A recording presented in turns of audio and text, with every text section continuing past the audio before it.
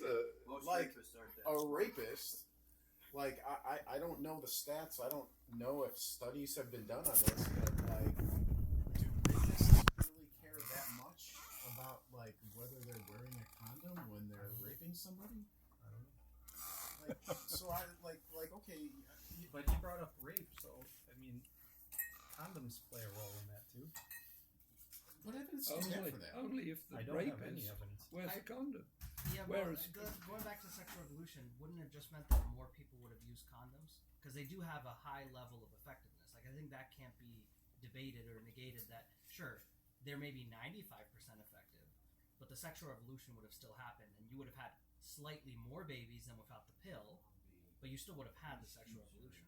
I don't think, I think you wouldn't, out of, let's say at Woodstock, 100 people having sex with the pill, you know, one of them had a child, but with condoms, 5 of them would have had children. That's still 95 that didn't have children. So you're still talking about the vast majority are not having children during the sexual revolution with just basic condoms. I think that's totally unrealistic. I mean, think because you're I think assuming that society- everybody who can wear a condom will wear a condom.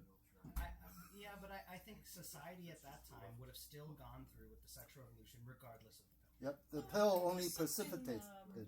It's not the only determinant. In the 20s and stuff, you know, you had Obviously, it's not the only determinant, but the question is it the They're biggest swinging, determinant, yeah, or is Yeah, it may be relatively biggest. or is it the biggest determinant, or is it a necessary condition for it? Oh, it's not necessary condition. You don't think so? No. I kind of tend to agree with him to a certain degree. The way he described it, it's simplifying it to make the point. Yeah, we can always pick holes in his the description or his analysis, but he's just making analysis, like simplified analysis, on the go. But it's just, I generally agree with him in principle. Like, there are many factors. The pill precipitated it, along with other forms of contraceptive measures. And the pill is more convenient. Also, the burden's on the female side. It all helps to make it like a big factor as it is. But it's definitely not the only factor. And And the other The reason is the burden and pill the is not choice legal is on in the a lot of female Latin side. American Huh? countries. The choice And they is on still the went through female sexual side as revolutions well. around yeah, the but same they time. feel pressure, I With guess. booms and Oh, feminists. yeah, good point. You know, I mean, Because they it feel the puts sexual power in- revolution, that it puts becomes a power in pressure, women's- so they want to take the pill, Yeah, right? yeah. See that, you know, What's the your name, social Eduardo? atmosphere Eduardo? of the social atmosphere, the pressure or atmosphere of sexual revolution is emerging, and the females, they feel the pressure, so they tend to take the pills. They tend to take the pill. The pill is available approximately at the same time. They will take it, but they know, at least probably not initially, but after 5-10 years, a lot of cases they know the side effects of the pill, whether it's discomfort or disruption of the cycle, the hormones, and the eventual side effect of the infertility. They know all that, but they still feel the pressure, unbalanced. A lot of people take it. Then a lot of people not want to take But it. it's also an empowerment sort of thing too. It goes along with the whole. It's not one causes the other, but it's in parallel. Eduardo, can you repeat because I don't know if he heard it. Can you repeat for David the Latin American objection you had? In a lot of countries in Latin America, the pill is still today illegal. Or until very recently, we're talking the last 10, 15 years, was Oh, not really? available. Because of the Catholic, right? Catholic Because of the Church. Catholic Church. So condoms were really the only contraception that you could get. And we still had, at the same time, yes, a lot of this is enforced by U.S. culture dominance at the world stage, but you still had similar movements and, like you could say, the growth and the fallout, let's say, of the sexual revolution and the feminist movement became prevalent in those societies as well. And you still have similar outcomes in terms of, let's say women getting education, all these sort of things that you have here, but you don't have the negative aspects of that, so to speak. So I think attributing the pill to the issues, let's say, or that's the reason the sexual revolution happened and all this, I think is just not real. I just don't think that it could, Yeah. could be. It's proven Human overstated. affairs are altogether. rarely that simple. Just one thing would It's do it. overstated. What the about importance. illegal use of the pill in Latin America? I was about to ask if there was a It's black not even. market It's in not it. even. I mean, I don't know. In Venezuela, Yeah, that's when a I good lived point, there, though. it was not even. There's no illegal place to buy it. There's no market. There's no manufacturing. There's no like. There's no black market. If you try to find, it just wasn't even a thing. Like you'd bring it up or someone talk about it, it's like, yeah, no, it just does not exist. Do you It believe does it's, not exist. it's a bad?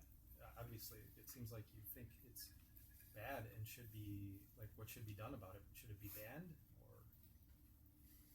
I don't know that I have an answer for that. One thing I very much hate is that the pill did allow for like unilateral control, despite the nuances you placed on it. I still think that Well, it the men gives have- women the unilateral control over reproductive outcomes. Let's call it that Will way. you acknowledge that men Wait. before that? Wait. Before you interrupt, let me finish. I thought you were done. Let me finish my thought. The thing that I hate is they get to my body, my choice, right? A woman can take a pill, and the man has no say. She can even promise the man, like this is why I think the rape by fraud concept is actually a very interesting one. Just real quick, in India, and maybe you can speak to this, maybe you can't because you said you work with a number of Indian people or something. But one of the things that Rollo has talked about is that in India, it's actually like maybe a crime or you can get in trouble legally for if you're a man and you misrepresent your status to a potential conquest, right? You're trying to get laid with a woman over there, and you say that you're some high status, like maybe you're a lawyer, a doctor, or something. But it turns out, in the example he uses, is that you're a sandwich artist at Subway or something instead, right? That you can get in trouble for that because you deceived her in order to get her to have sex with you. So it's a kind of rape, but instead of rape by force, it's rape by fraud. Is that I find India? that- Is that India or is that That's what I hypothetical? remember Rollo talking about. Is that's in India or something. What's very interesting is like, okay, let's say I don't know how I feel about that. I think that's very interesting. I don't think you should be deceiving women in order to sleep with them. I think that's bad.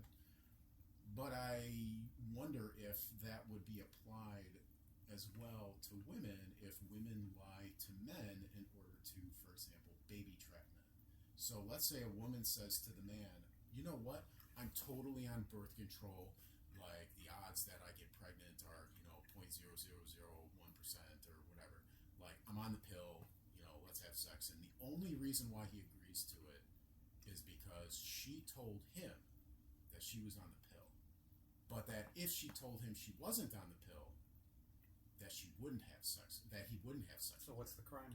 Is it a felony or a misdemeanor? What's the crime? No, what I'm saying, I don't think that is a crime in this country. What I'm saying Do is, you think it should be?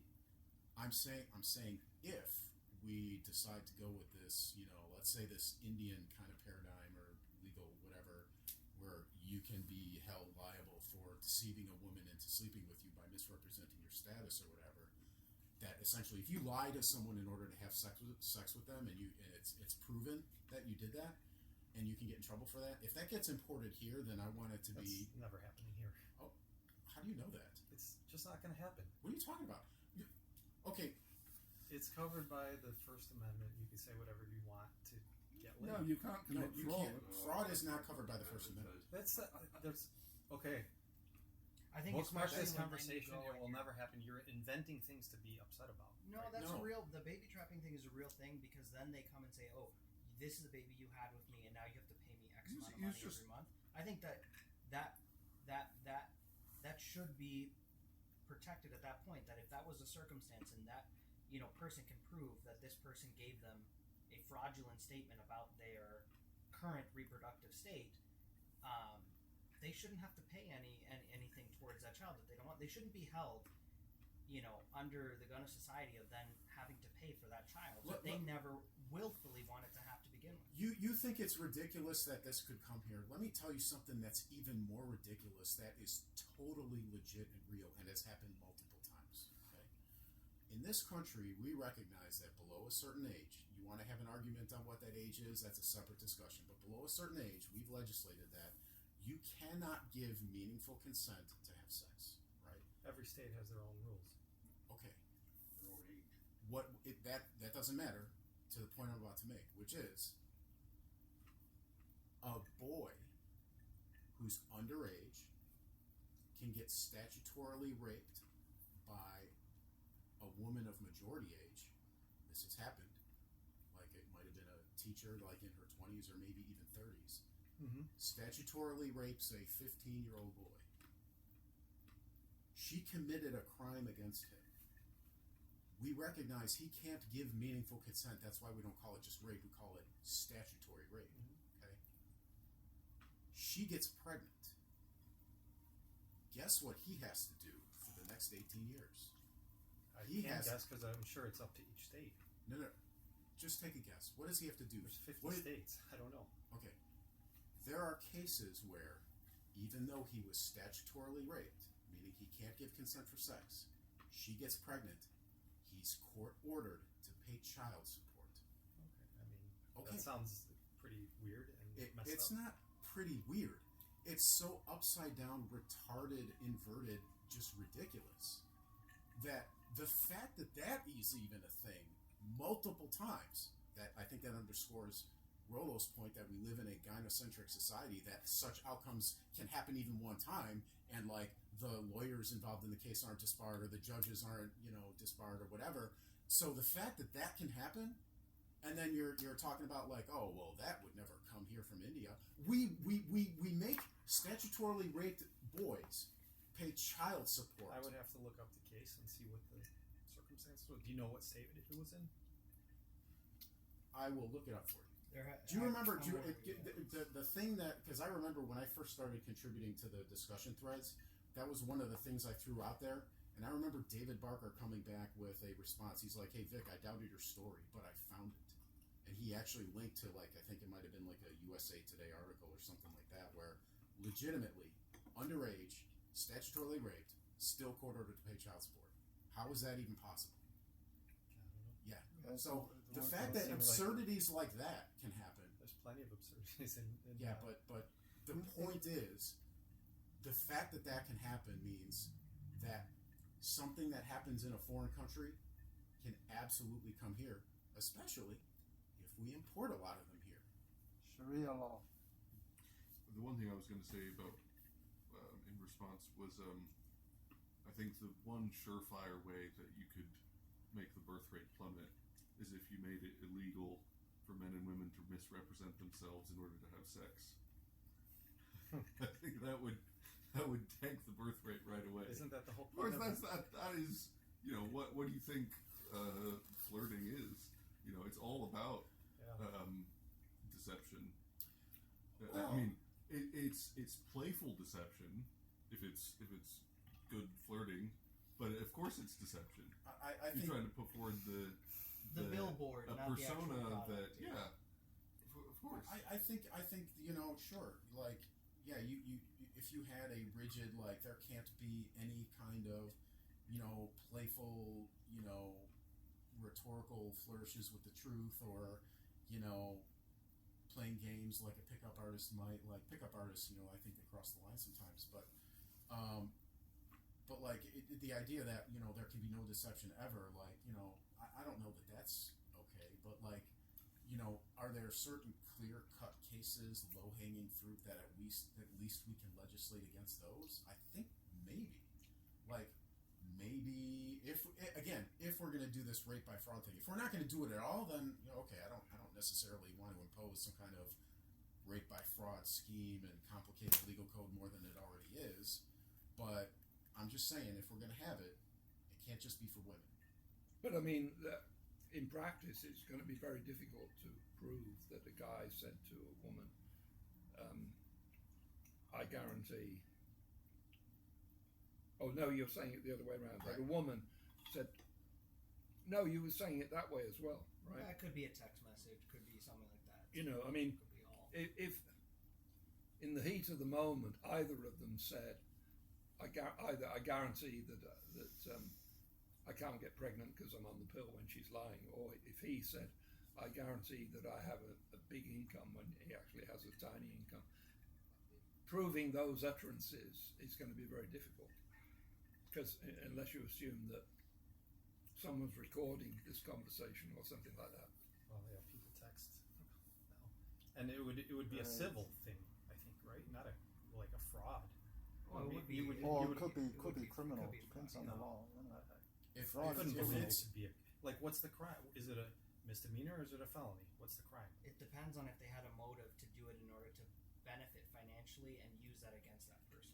Meaning they use the fact that now I don't you're think now any you're having prosecutor liability. would take that case up. No, I think I don't think there's any precedent. No, I for it. think if you Well, could there are prove it, it would be people. There are fraud. I mean, cases it where would people clearly do be fraud. this systematically But in order to here's get. a more clear cut Being case. able to The prove easiest it. defense is, oh, I forgot, I made a mistake. I thought I was on the pill. Sorry, case dismissed. I mean, it's that easy. Not if it's proven to have been that they were systematically looking for somebody to Yeah, essentially. I don't know. I've I never feel like heard we're of a getting case like way here's that. down a question. Weird It used to hypothetical be- rabbit hole that has nothing to do Yeah, with it the is. topic.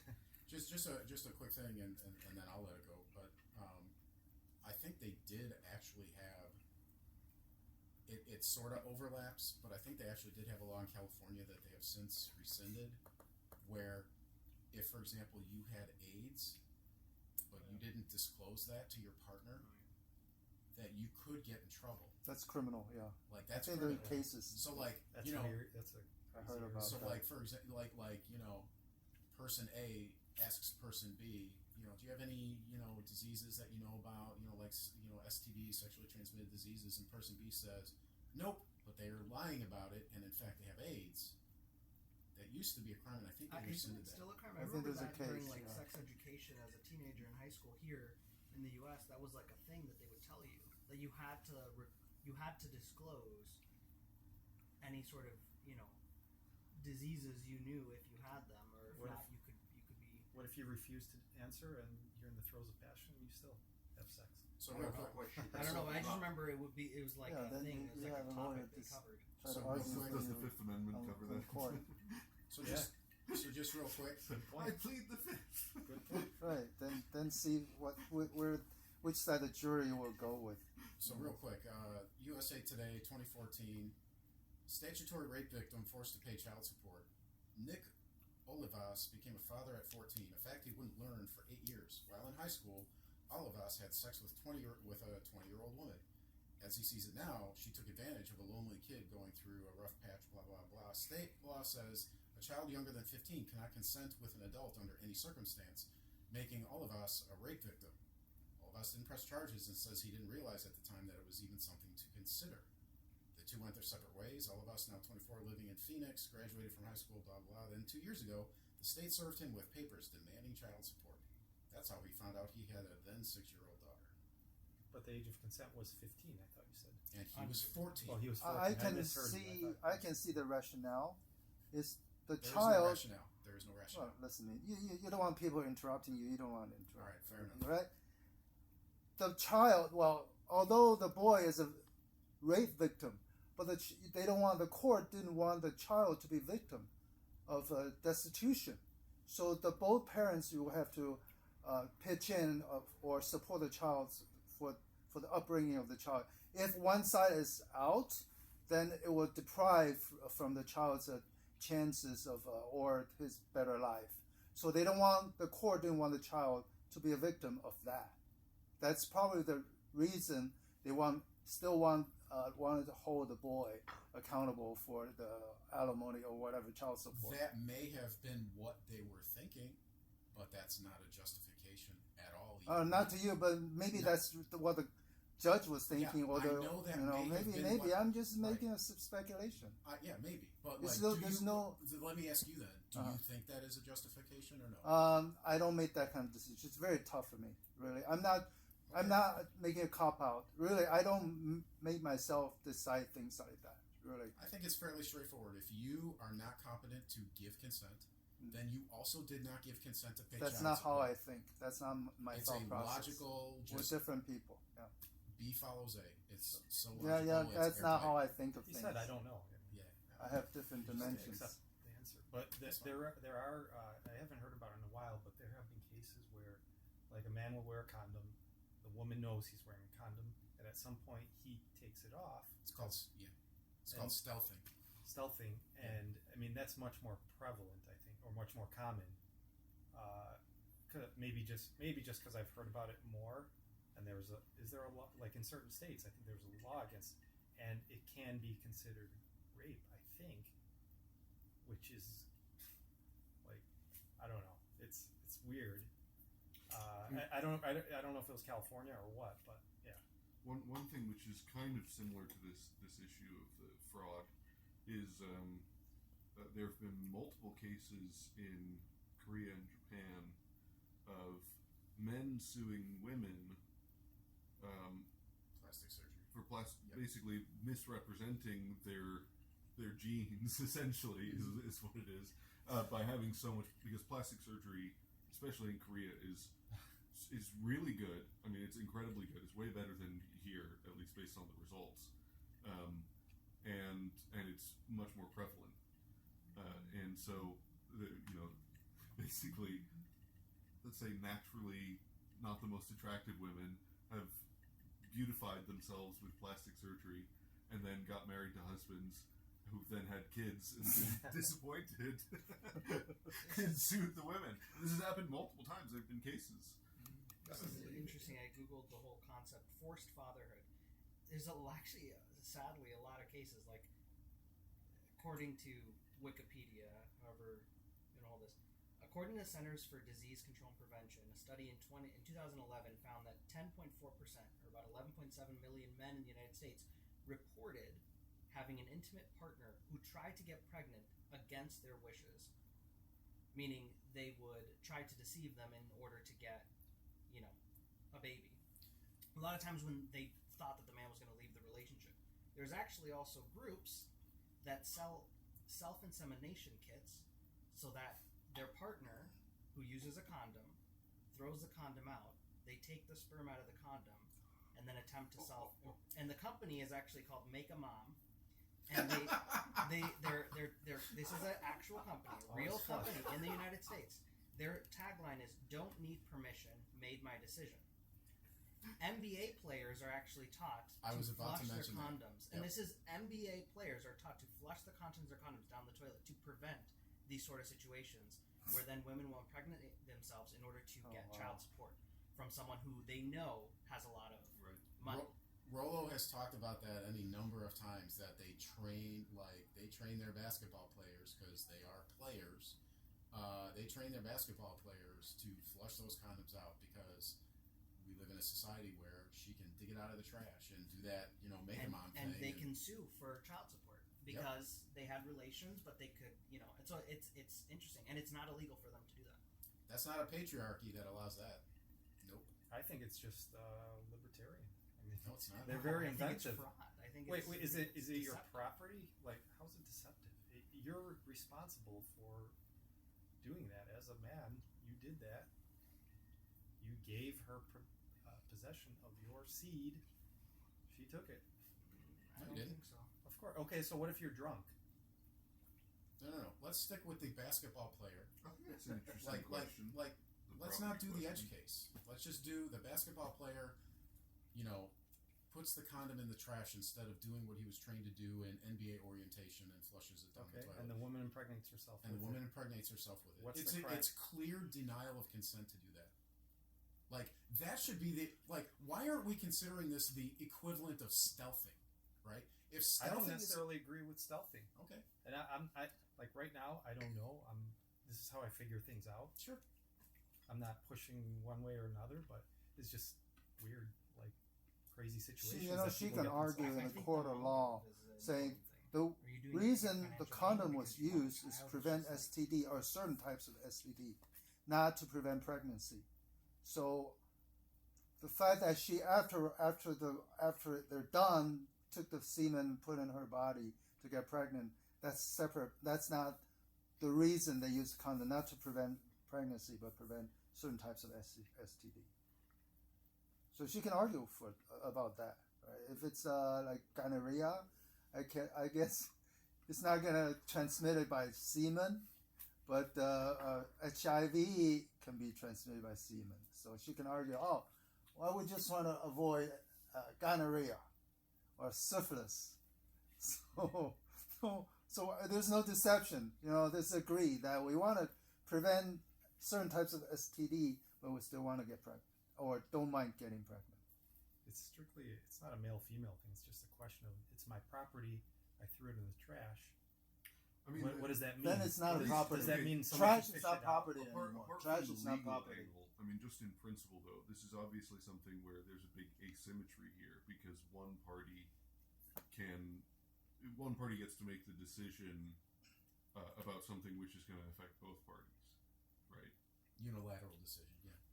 Like the condom, when the man puts on the condom, that's a unilateral decision. No, it's not. Of course it is. What are you talking about?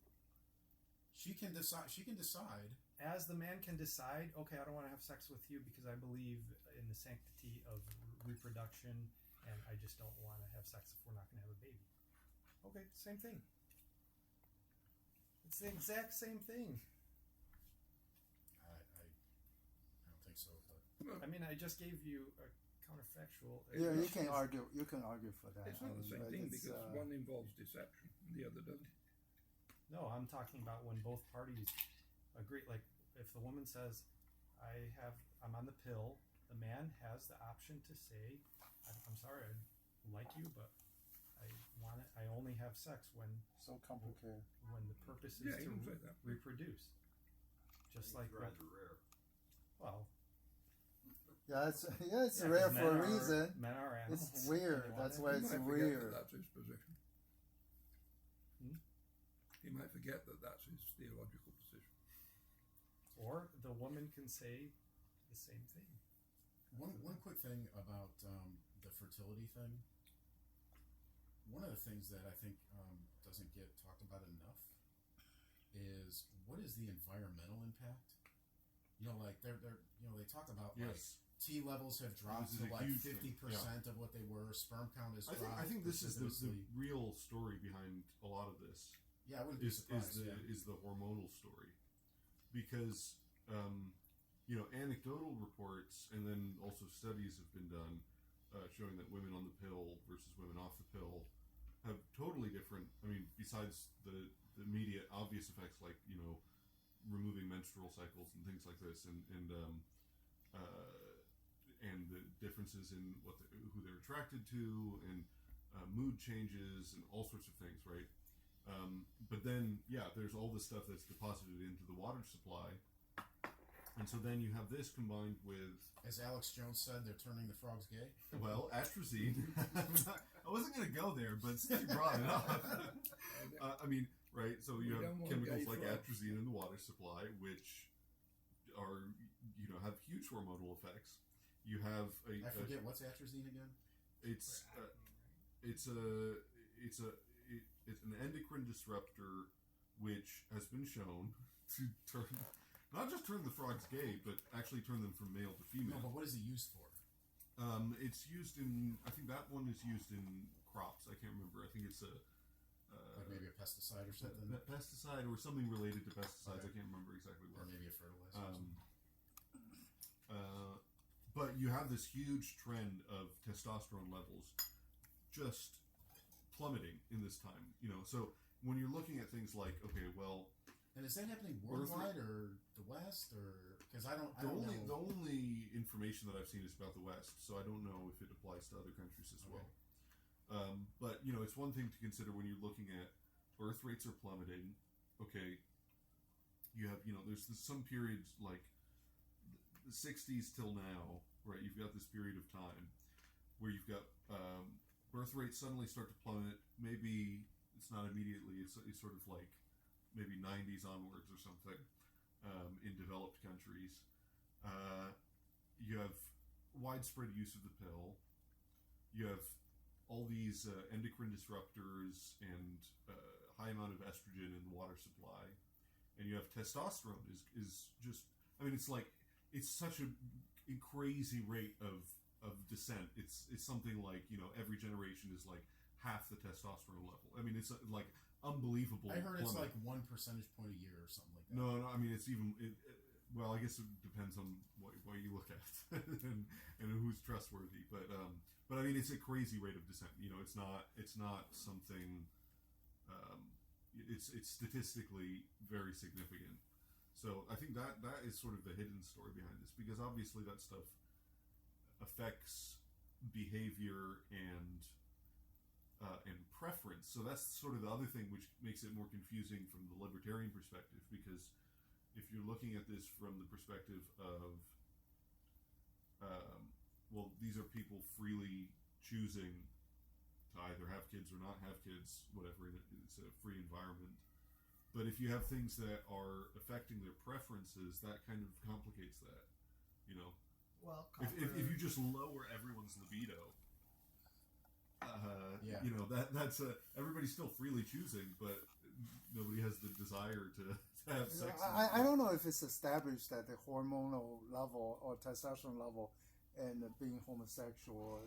I don't think the link is established. No, as much as I intuitively kind of tend to believe that, but it's not scientifically established. That was a different thing. So, so the thing about the frogs being gay, that's a joke, or this is an exaggeration of it. There's an endocrine disruptor called atrazine, which is all throughout the water supply, and the levels have increased since, like, I don't know, late 70s, early 80s. It's one of multiple things that have happened.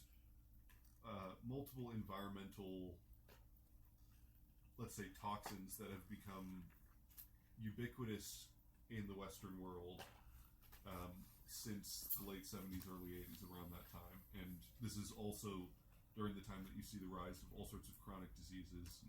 So this is like RFK, his big thing that he's on about. But Make America the Healthy. atrazine, Alex Jones had this line about the frogs turning gay. There was a study with atrazine where they gave it to frogs, and it didn't turn them gay. It actually changed their sex from male to female. That's more like it. Yeah. So but I mean, it has this huge hormonal impact. I'm good. I mean, you need the same testosterone to have sex with another man. No. So, it's just something else that turns you that way. If you ever saw Jurassic Park, this is part of the premise of Jurassic Park. Is because in Jurassic Park, they get the DNA for dinosaurs from amber. What's that? Right. So mosquitoes suck the blood out from dinosaurs. Yeah, I've heard about that. And then they get the DNA from that, because this made from you can't get it from bones Yeah. because the bones petrify. So but Norway. amber, it's self-contained. So you've got mosquitoes in the amber that have sucked out the blood of dinosaurs. he So won't want to. this is your way to get DNA to replicate the dinosaurs again. But there are gaps in the DNA, and so they fill this in with frog DNA in the story.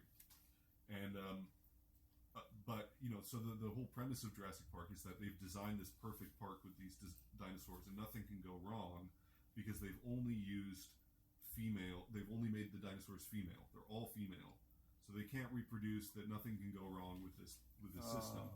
But because of this frog DNA, and there are certain species of frogs that have this ability to change sex in the right conditions. And actually, there's other. Mostly, I think, reptiles and amphibians that have the ability to do this. Curiously, during monitor population lizards. collapse. I see. Yeah, it's usually. This is a Um, thank you. Yeah, this happens in certain species. So that's the plot of Jurassic Park: is that some of the dinosaurs basically change their sex. They become transgender. It's How many sequels? Is it number one? I watched the number one. This is the first one. Yeah, I can't remember all the details. Yeah, it's in the movie. It's a very minor. Oh, Sort okay. of. I mean, it's a part of the plot, but it's not focused on. In the book, that's the major. It's not a sexy part of the plot. No. The lawyer or But whatever. that's the basic problem.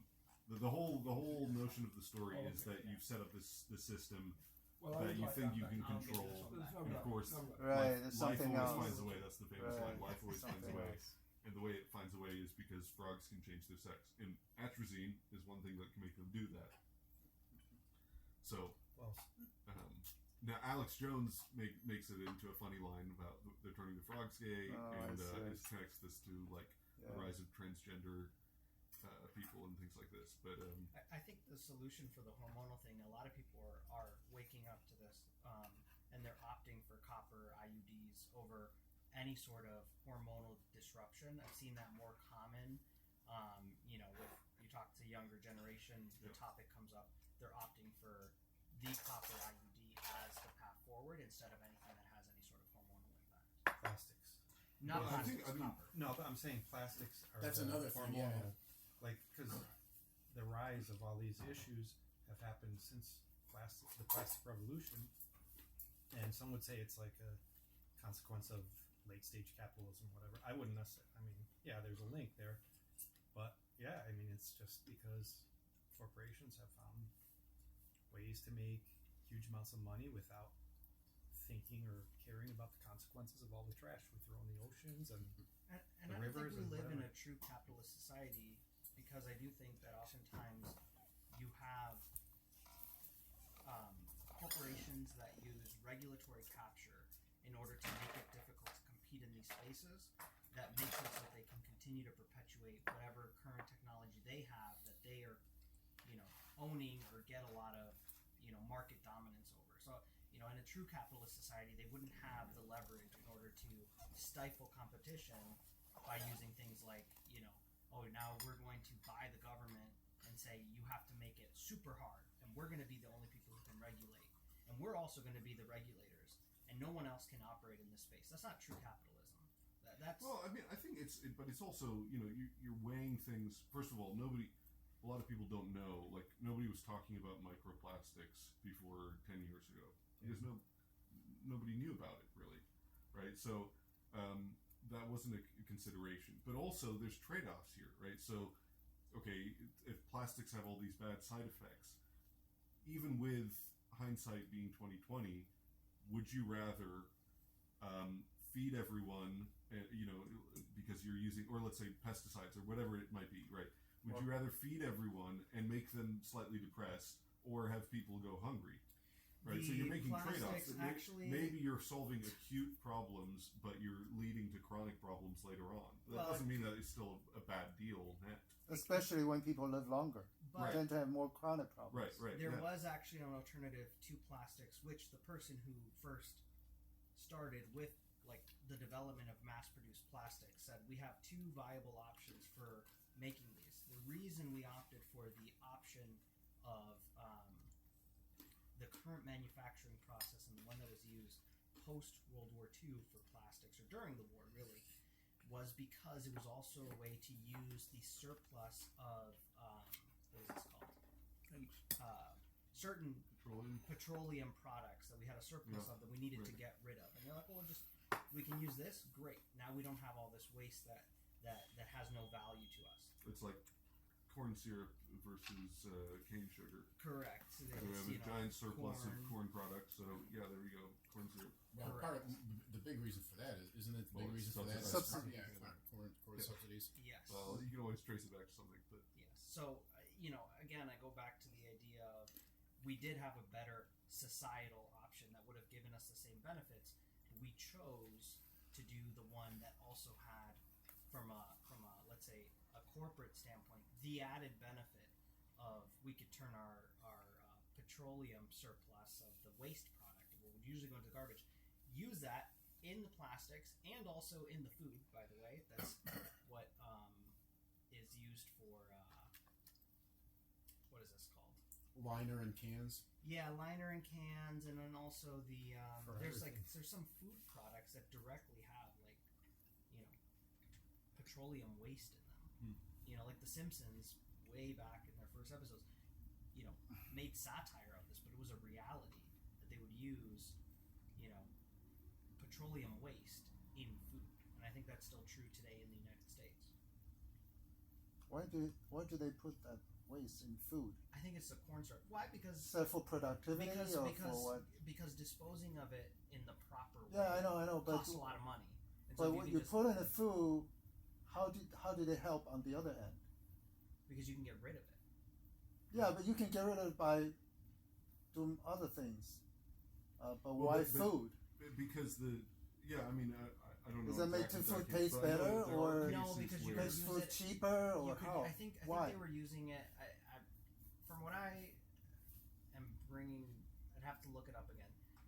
It works as like a binding agent instead of using something like olive oil or something like this. Yeah. And Yeah, so that's you can that's use what it I'm as looking like for. whatever that's called. Make it like Like a shelf life stabilizer. longer. Yeah. Yeah, Exactly. you can keep it longer. The expiration date could be farther. Yeah. With, I mean, Lower the one cost. with example of corn this syrup? is- With corn syrup?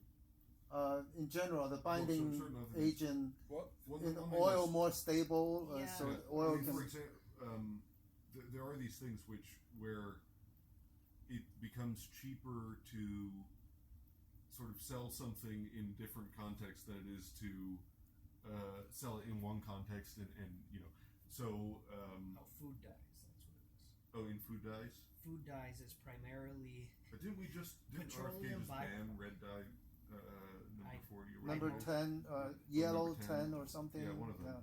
yeah. But like I hope so. canola oil, for example, initially began as a mechanical lubricant, and the reason it's called canola is because there was one company that sold it.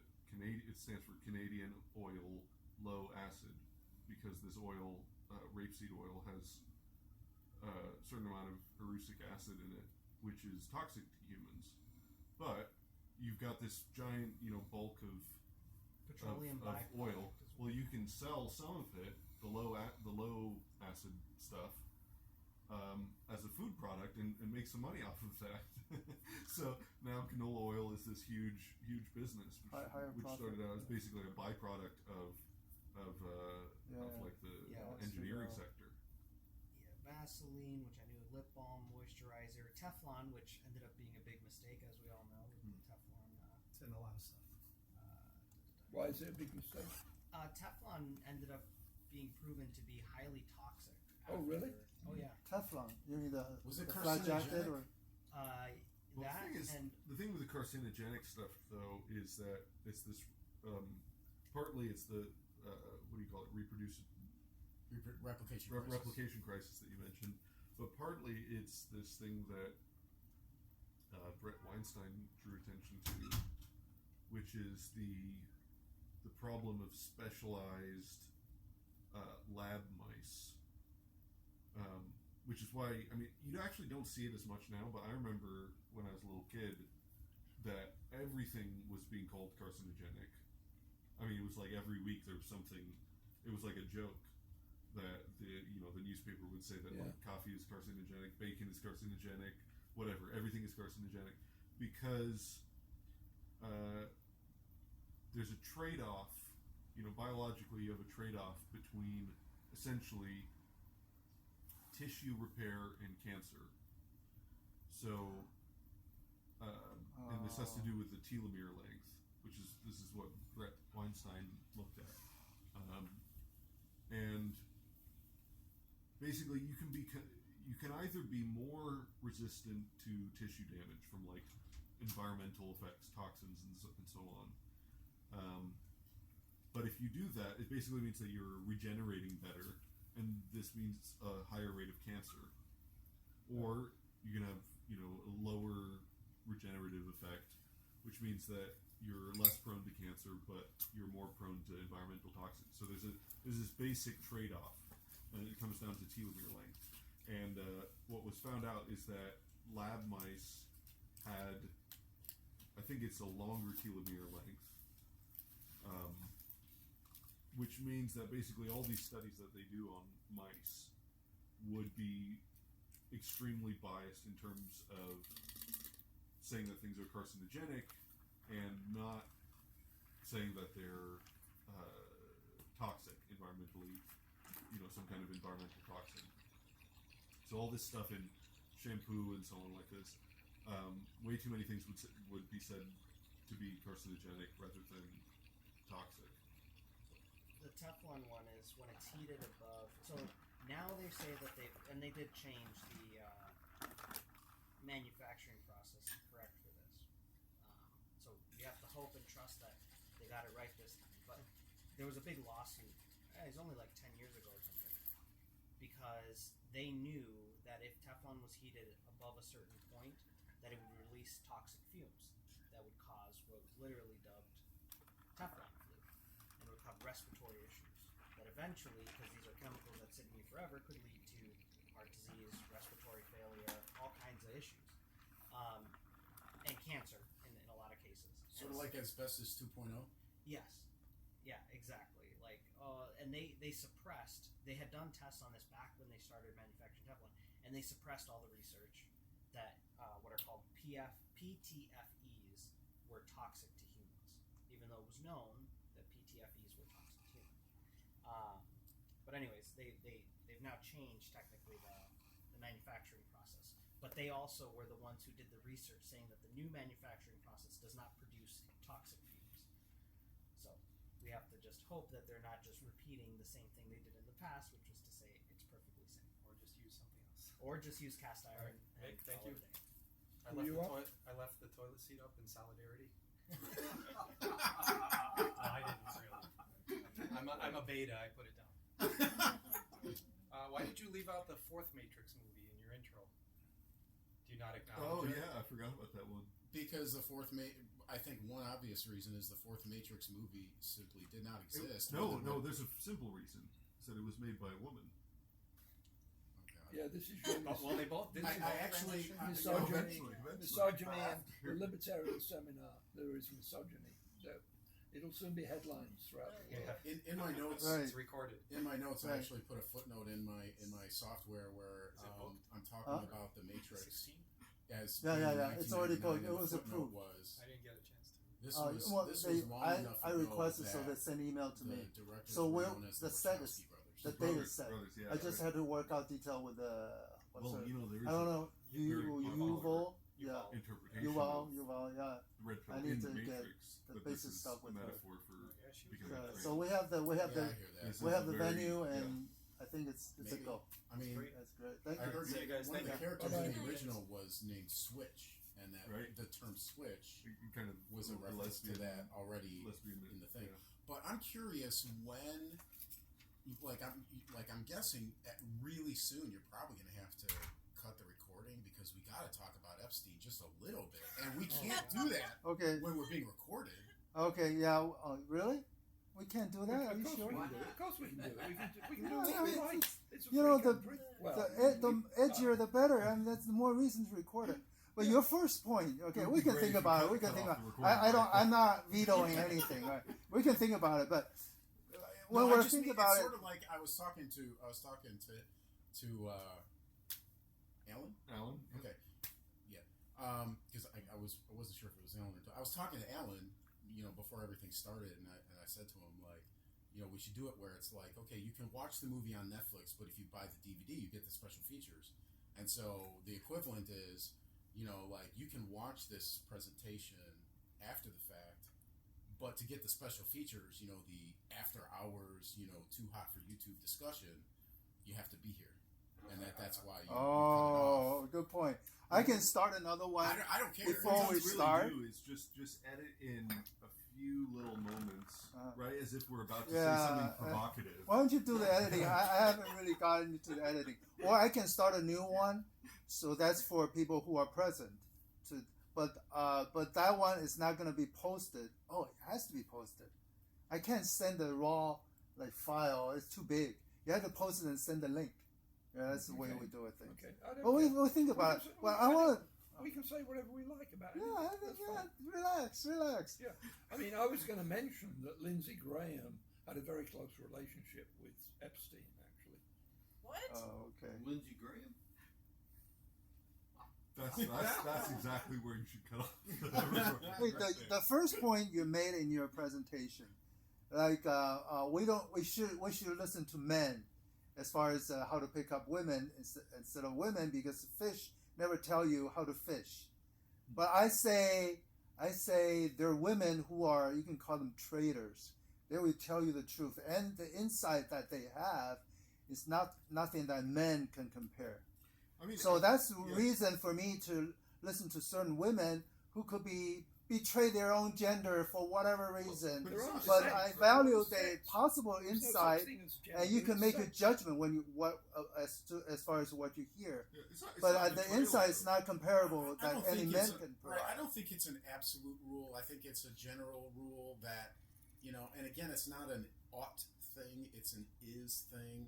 It's like, you know, the idea is you're not going to get the most in general. There are exceptions like you're talking about, but in general, the idea is you're not going to get accurate information from women about how to attract women the way you will. Oh, that's counterintuitive Wait, at best. Wait, what the, you're saying. Wait, the way you will from men, especially, for example, in the early days of the pickup community in the early 2000s, when they were literally in the field and they would bring back field reports and post them on these seduction forums.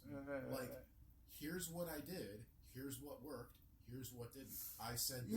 Yeah. Here's Well, why I do think that. it Yeah. worked.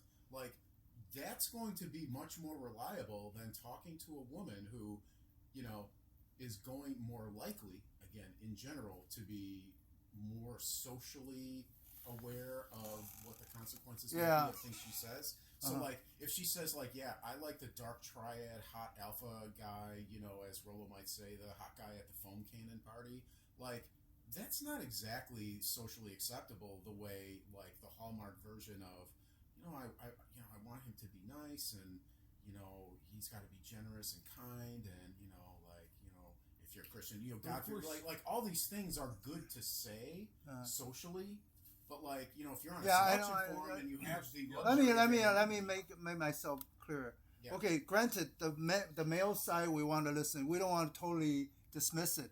But what I'm trying to bring to the table is let's not totally dismiss the female side either. In that kind of setting that you get female side of insight, it's not what you say, well, like a social kind of situation. I'm talking about the women that provide the information for sale. So the person, the presenter and the receiver, they're not related. They're not in any kind of friendship. She just totally anonymously, if you can will, just to sell from one person to the next. So she wants to be providing correct information so she can stay in business longer. Hey, nice to meet you. All right. Have safe travels. All right. Yeah. Have a good Hey, rest of your Eduardo. summer. Bye. Take care. It was good to meet you. Nice to meet you. Definitely watch the Dennis episode one. I think you'll get a kick out of it. Maybe Nice. It's good to see you as always. Eduardo. It was good to meet you. Yeah. Hey, take a few I'll bring these back chocolates. next time Oh, I'll tell you when I'm ready Push to. those. Take a few chocolates on your way out, man. Thank you. Yeah. Thank you very much. The thing is, there is a second edition, and Yeah. I intend to acquire the second edition. Okay. So and find out. I remember a lot about that, so I probably noticed how they differ. Yeah, I'm starting to pick at it. And I know both of these authors, by the way, Okay. quite well. Yeah. I'm gonna reach. This guy's out of the University of Kentucky. I'll reach out. I'd love to see if he could come to this. I'm sure he would. Who's that? Well, he's actually at the University of Louisville. Roman Yampolsky. Okay. Oh. Is he got something he wants to talk about? No, I'm saying he wrote the other book. Oh, that other Yeah, book. yeah, yeah. Oh, okay. So we can't invite him here. Why not? Okay. No, I'm not. Yeah, right. Yeah. I mean, we can't. I don't know if we can fly him out, but, like, that'd be awesome if he could. Nice to meet you. Come All by. right, we'll see you. Bye bye. I think you know. Chocolate it's over not, there? it's not. Oh yeah, there's all this. Let me bring him to you. Chocolate. Yeah. No, there's just. And there's also the little So- Trader Oh my Joe's God. Milk chocolate chocolate, covered gummies. Madagascar vanilla white chocolate, 70% dark cocoa, I'm gonna cookies get and that cream because filled, strawberry The cream neighbours filled. might complain. This is orange infused, cranberry infused, and they're all very good. Where's the strawberry? The pink ones? Oh yeah. I think you know. You said it's. It's not like betrayal. strawberry fruit, but it's But sort it's of not like. a betrayal. I mean, just Yeah. quote. Yeah, For yeah. whatever reason, Right. they're not But I totally mean- on the. But I mean, you know, Thank both you. theoretically, both sexes want to reproduce theoretically, right? Theoretically. Right. That's. No, we're talking about you know, pickup. well, they're and just, both sexes want to find a good mate. Let's say, right. So it's not a betrayal to help the other sex figure out. Yeah, what- that's a yeah. wrong choice of word. That's a wrong choice. I'm just saying. But I do think When there's I a- This hear- makes sense, and I'll explain why. But go ahead. there is a weakness though of the red pill thing, which is that obviously, right, there is some sense in the idea that, well, who's doing the there's some empirical testing here, right? There are people who are going out and, let's just say, asking for numbers, We'll forgive you this time. you know, We'll forgive you 100 this times a time. day, right? And they're successful in Yeah, you did. Yeah. 25 of those cases. And here's the difference between those. There's something My empirical understanding, about by that. the way, is that would be a very high ratio. Sure. Okay. Whatever. No, but that's fine. The point is that there is something empirical about this, but there's also the selection bias, right? So there may be contexts in which these pickup artists are more successful or less successful, and then those principles are being extrapolated out to be general principles which are not applicable in other situations. So, for example, if you're trying to pick up people at the bar, where there's an implied context of this is going to be a one-night stand, this is probably not going to lead anywhere, that might select for a different group of people with different preferences, and they might prefer something a little Right. bit riskier, a little bit more dark triad, all of this kind of stuff. Whereas, the sort of setting where, let's say, an arranged marriage or some kind of networked thing that is people that you know, and it looks like it's leading more towards marriage prospects or long-term prospects, this may lean in a slightly different direction. But the pickup artist guys wouldn't necessarily see as much of that side of things. So they would be getting a sample that is not exactly representative of the female population as a whole, but a certain population in a certain context. Yeah. That's, I think, the big weakness of the red pill movement. I don't know about that. Because obviously, I mean, there are these two, you could say it's a spectrum where there's two modes of sort of short-term random hookup versus a long-term relationship, and the qualities that are desirable in a partner for each of those scenarios is different, and that maps on pretty perfectly to a kind of like really alpha, kind of risky, dangerous bad boy versus a kinder, gentler, but less. They summarize that as alpha fucks and beta bucks. Yeah. Right. Or if they are going to PGify it, they would say alpha seed, beta need. That's roughly how And they then summarize the that. F Ukraine, F this that. I personally don't like No, desperate, it's not desperate F, it's people. bang. Bang, okay. Ukraine, bang Poland, My bad. bang Denmark. I personally don't prefer desperate people. I rather have some more secure women to bang. I mean, That's just me. It's the same thing you'd say for men. I mean, the same idea on the men's Right. side. Yeah. Exactly. What do you Right, mean? Same idea for what? The thoughts. The thoughts. yeah. Exactly. I As opposed think to the one, the one who's going to have your kids and raise your kids. I think there is some degree of that, but I don't. It's not exactly the same. But I think I see where you're coming from, because men will, they'll choose differently if it's just some random short-term hookup versus a longer-term, LTR, long-term relationship, a longer-term prospect. They'll do things differently.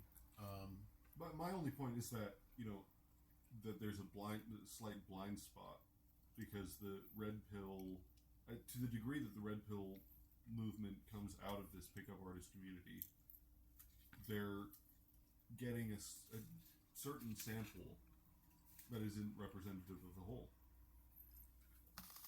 And I think you could look at this more broadly and say that part of the issue right now is that women seem to, and this is maybe for a variety of reasons. I think part of it has to do with the hormonal stuff. Women are looking for,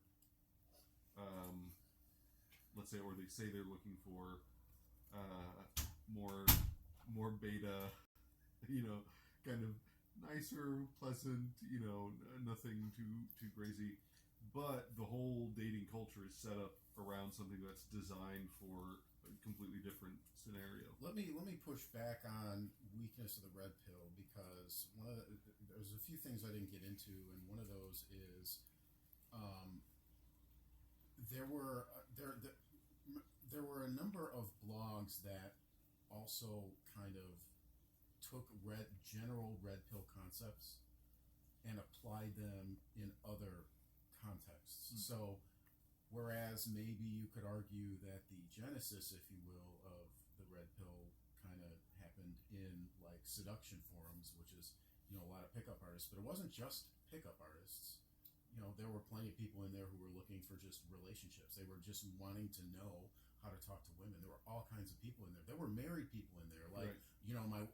My wife, I haven't had sex with my wife in, 8 weeks. Like, what's going on? What can I do to get her to have sex with me? Like, that's probably, I haven't done a lot of scouring of these seduction forums. I've mostly just listened to podcasts, read the occasional blog post, here and there. But there's all kinds of people who are posting their field reports. It isn't just pickups strictly. Right. That's one pushback. Another pushback is there have been entire blogs dedicated to non-pickup applications of the red pill. I mentioned Del Rock, who is sort of in the Christo manosphere and applying red pill concepts and insights for in a married or long-term relationship, Christian context, and especially the church. There's a couple. I want to say that there was a blog. I think it's down, and maybe you could look in an archive, like married man sex life. So like red pill, general red pill ideas as applied to a marriage relationship. So I don't know if red pill is a weakness in that it's like just about pickup, or it only came from pickup artists. I think it's been kind of adapted and applied in all kinds of different things, because a lot of it is evolutionary psychology that's at the basis of it. That's why Marty Hazelton comes up, every now and then when Rolo's talking, and Dr. David Buss, he makes a joke that everybody take a drink, because as if there's a drinking game for every time Rollo Tomasi mentions Dr. David Buss. A lot of these evolutionary psychology insights are, can be applied all over the place and not just in the pickup artist community. You know what I mean? So I would push back in those two major respects, but I kind of see where you're coming from in that there are plenty of pickup artist types who they may not be red pill in the sense of, I guess I'm saying that there's a certain amount of context that let's say the way that the female psychology works just in the same way that the male psychology would work different. It works differently depending on context. So if you're only seeing some of that context, then you're not getting an accurate picture. That's my only point. Yeah, I mean, and that's why I think there are different. You could call them I don't want to say culture or tribe. That has connotations I don't want to bring into it, but different subsections of red pill, which is how it applies to the church and marriage and long-term relationships and all kinds of stuff. You'll get there would be plenty of people who would comment on Rollo's blog, who have been women talking about their experiences and all kinds of stuff. So I think again it grew like you can only take in so much. You can only if you're a single guy and you're the kind of guy who you're just looking for casual hookups or whatever, you might only be exposed to the certain parts of the red pill at that time, and then maybe other parts become more relevant as I don't know. I'm just spitballing, So there might be something. I'd have to think more about it, but I do have that general pushback, But Epstein, excuse me. Epstein, yeah. Wait, I was going to ask you something right at the very beginning about the church and the influence of the church and social, Sure. community-wise, and all that sort of thing. And what about groups like Promise Keepers? I think that's what they're called. I can't. I don't have enough knowledge off the top of my head. I've heard of Promise Keepers. I can't remember what their deal is. I think they commit to being virgin until they're married. I believe. Is that what that is? I've heard them, and I But think there's my sister and her husband were involved in that. Yeah, I think you they know, commit to not having affairs. They commit to they being commit to loyal to having, their wife. being a good solid, having a good solid relationship and following the Bible, that the woman submits to the man. He's the you were talking about the manning up sort of thing. That's all about it. Like the men have to learn to be the head of the household, and Yeah, this sounds right. Yeah, and the women should submit to the man. Yeah. submit. But it's all in a very positive way. This actually, this sort of thing. asymmetry or dichotomy or whatever actually comes up quite often in these, again, I call it a bimbo panel podcast, where it's like Fresh and Fit, whatever, Access Vegas, but especially like Fresh and Fit or the whatever podcast, where you get, the whatever podcast I think is based in Santa Barbara, so they're constantly getting college girls in there, really young and oftentimes very cute. And one of the things that comes up is, you ask these women, oh, what do you look for in a man? And they'll tell you, standard, hypergamy, like I want somebody who's taller than me and, makes more money than me and smarter than me generally. He knows more. He's more socially, has higher status. Like they're looking to date up, right? Which is good. That's a good thing, right? I think that's a good thing. I want him to be a leader and take the lead and all this kind of stuff. Yeah, right. And then what they'll do though is their gynocentric feminine imperative programming kicks in and says, "But I want to be an equal partner." Wait a minute. He's better than you in so many of these metrics that you are selecting for. But you want to be an equal partner? Wait a minute. If he's taking the lead, by definition, you're not an equal partnership. He's taking the lead. Pick one, right? Like, so that's the Promise Keepers thing, and I mean it's men, right? Promise Keepers is the men, but the women are involved as well, and they're supposed to buy into this. Yeah, we know that it's the women who need to be promise keepers. No, it's probably both, but yeah. It's that that they here's the definition. do their part. Promise Keepers is an evangelical Christian parachurch organization for men. It opposes same-sex marriage and champions chastity and marital fidelity, and the man being the head of the household. Yeah, so, but my question would be, is there an equivalent for women? Yeah, I mean, because he said it half jokingly, but I agree with him actually on a serious level. It's probably more important that women are chaste. I mean, than this is men. the thing with a lot of the red pill stuff is, I mean, not red pill necessarily, but a lot of these like offshoot manosphere things. kind of stuff. Yeah, it's like there's a lot of, especially the more tradcon things. It's like it's all these men going, oh well, we're gonna go, or tradcon or paleocon or whatever it is. We're gonna or Christian red pill.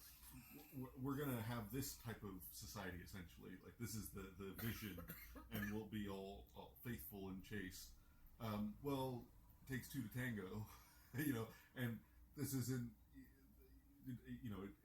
It depends on whether the women are interested in that same idea as well.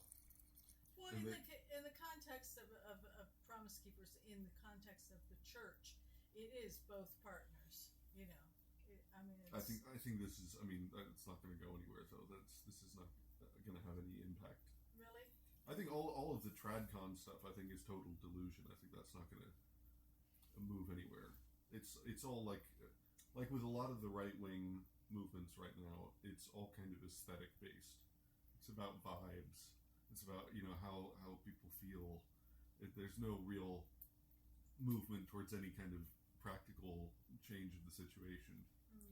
I don't know enough about it, but I don't know that I'm as you're probably right to some extent, but I don't know that I am as confident as you are in that. I think there probably are, and there may even be a resurgence among women, certain women, that like they do value, like, I'm not gonna just give up myself for random dudes. Like, Well, I mean, I think the consensus seems to be right now that women of a certain age have no problem being very promiscuous, and there's no I have no problem with that either. And with them being on the pill all the time. The two big issues that seem to come up among young women is, one, it gets too late and it becomes harder to have children, right? So there's the meme of the empty egg carton that goes around, right?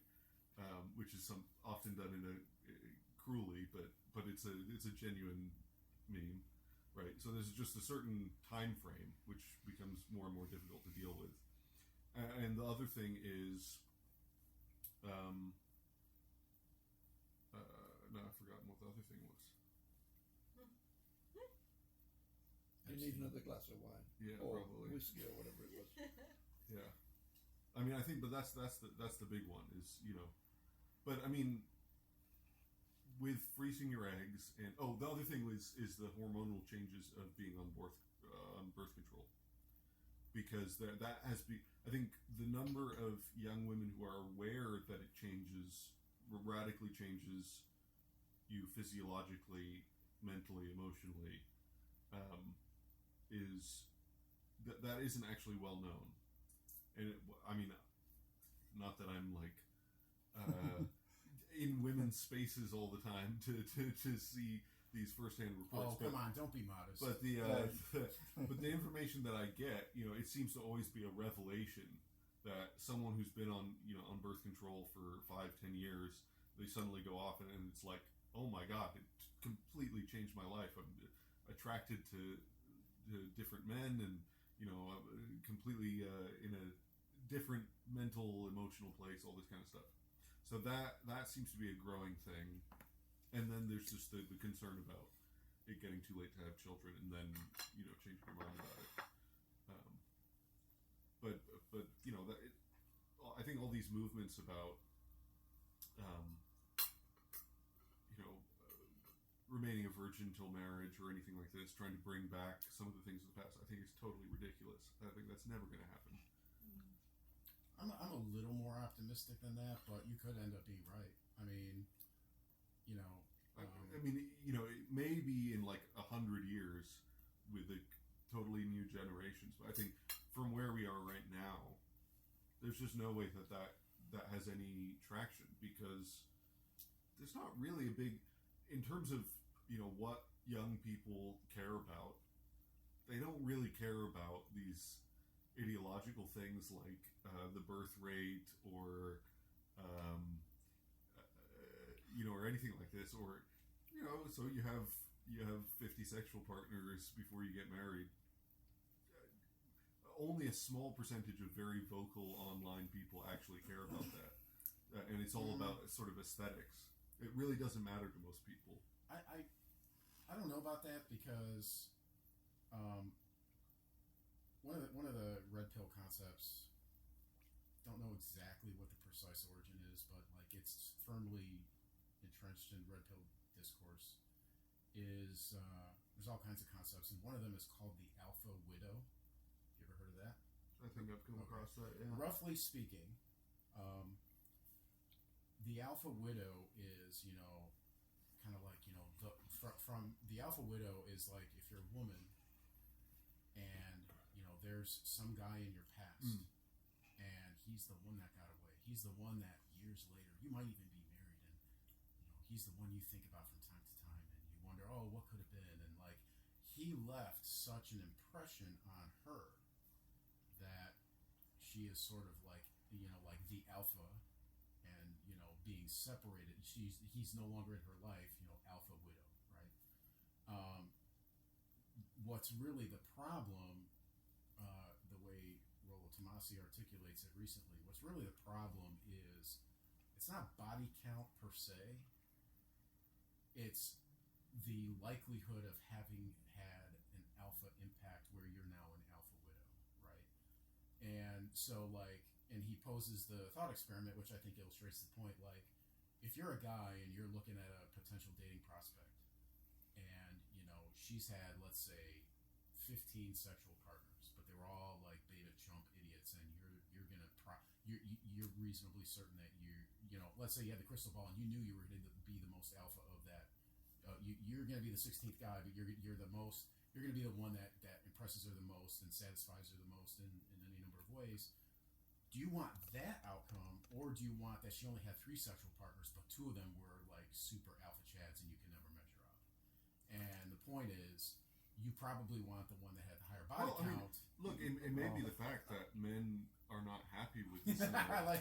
It may be the fact that men are not happy with this scenario, but is there any? I mean, number one, are women going to change it? And or number two, can men do anything about that?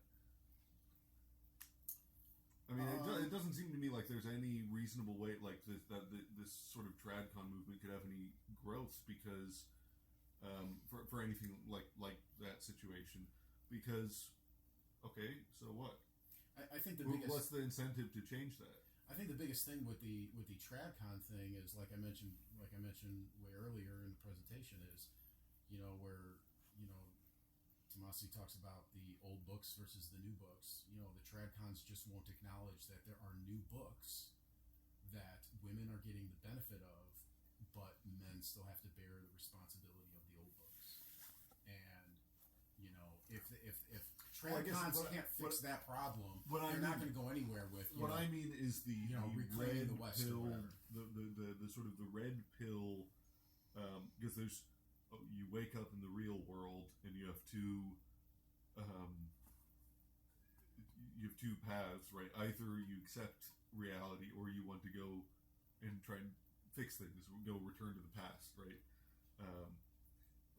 There are the red pill. There are the tradcons who are sort of in opposition almost to the red pill movement, and then there are the people who have been red pilled and think that the solution is to sort of move back to a more traditional social landscape, let's say. That's what I'm talking about. Those people, I think, are totally delusional. I mean, I think the other people are delusional too, but in a different way. I don't think that. I mean, I don't see why would it ever move that way, because it doesn't seem like there's any real incentives to. What incentive do women have to, restrict the number of sexual partners? Let's say, just on that point alone. I don't know. I'd have to give that some thought. I think if men might be unhappy with it, but as with the majority of history, women basically dictate the terms of the sexual landscape. Men seeking the short-term stuff would be unhappy with it, but men seeking the long-term stuff would No, I mean they would be unhappy with the current situation as it is, with things like this, the alpha widow kind of situation. That's what I mean. That men might be unhappy with that situation, but right. Are women really unhappy with that? Do they have the incentive to change that situation? I don't see why. Not sure. One of the things that a lot of people in the red pill space, or adjacent spaces within the broader manosphere, a lot of what there's like entire channels of girls getting their comeuppance.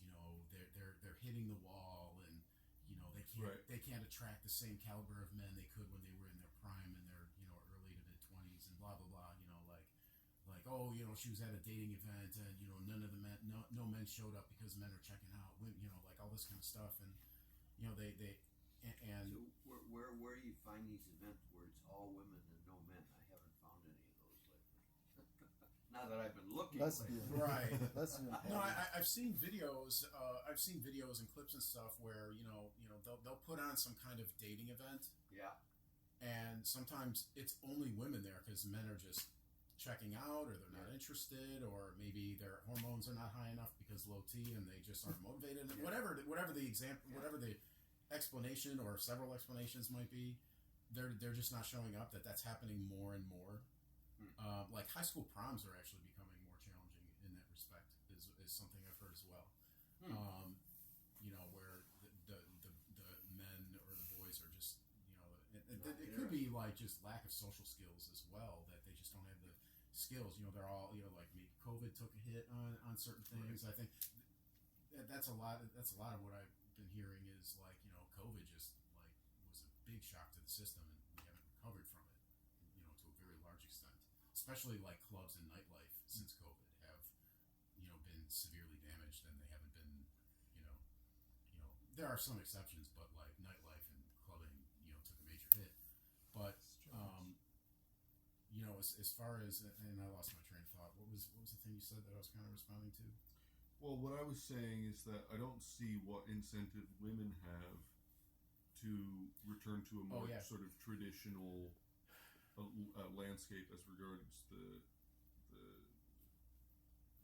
sexes in general, but particularly things like, let's say, number of sexual partners. Right. So let me one of the things I was going on about was a lot of there's entire channels that, you know, they crap on women, and, you know, like women have delusional standards and all kinds of stuff, and to a large extent they do.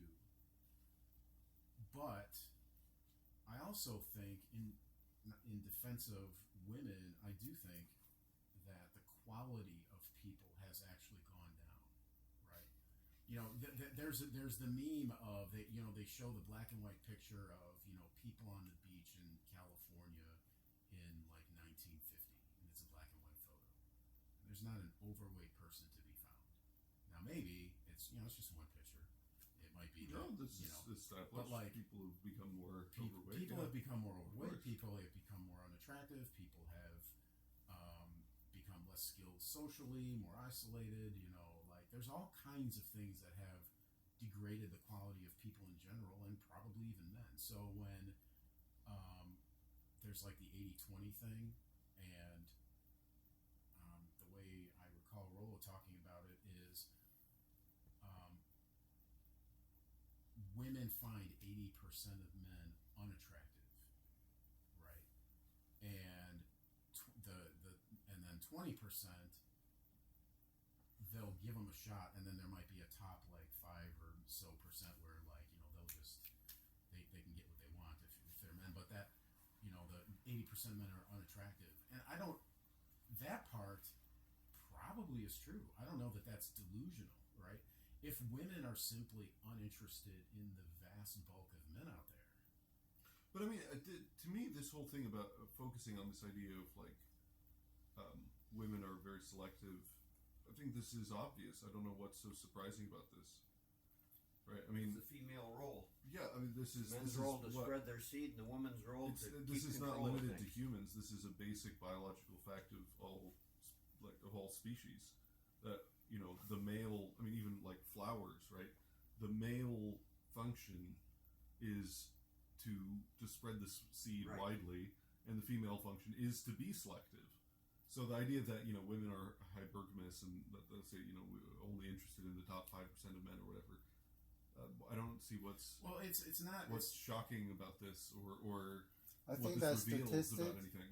that statistic is oversimplification. Yeah, that statistic, I can see that scientifically done and is true, but there's nuance when you get into it. When you're part of the system, if you will, you have to look at nuances. You don't want to be bogged down by the statistics. There's a niche, right? It's maybe that woman prefers, just like most other women prefer the top 20%, but you have the niche that she happens to like, and for the general standards, you happen to be below the top 20, and then that's your chance. That's her chance as well. And also, there's another factor, which is the pheromone.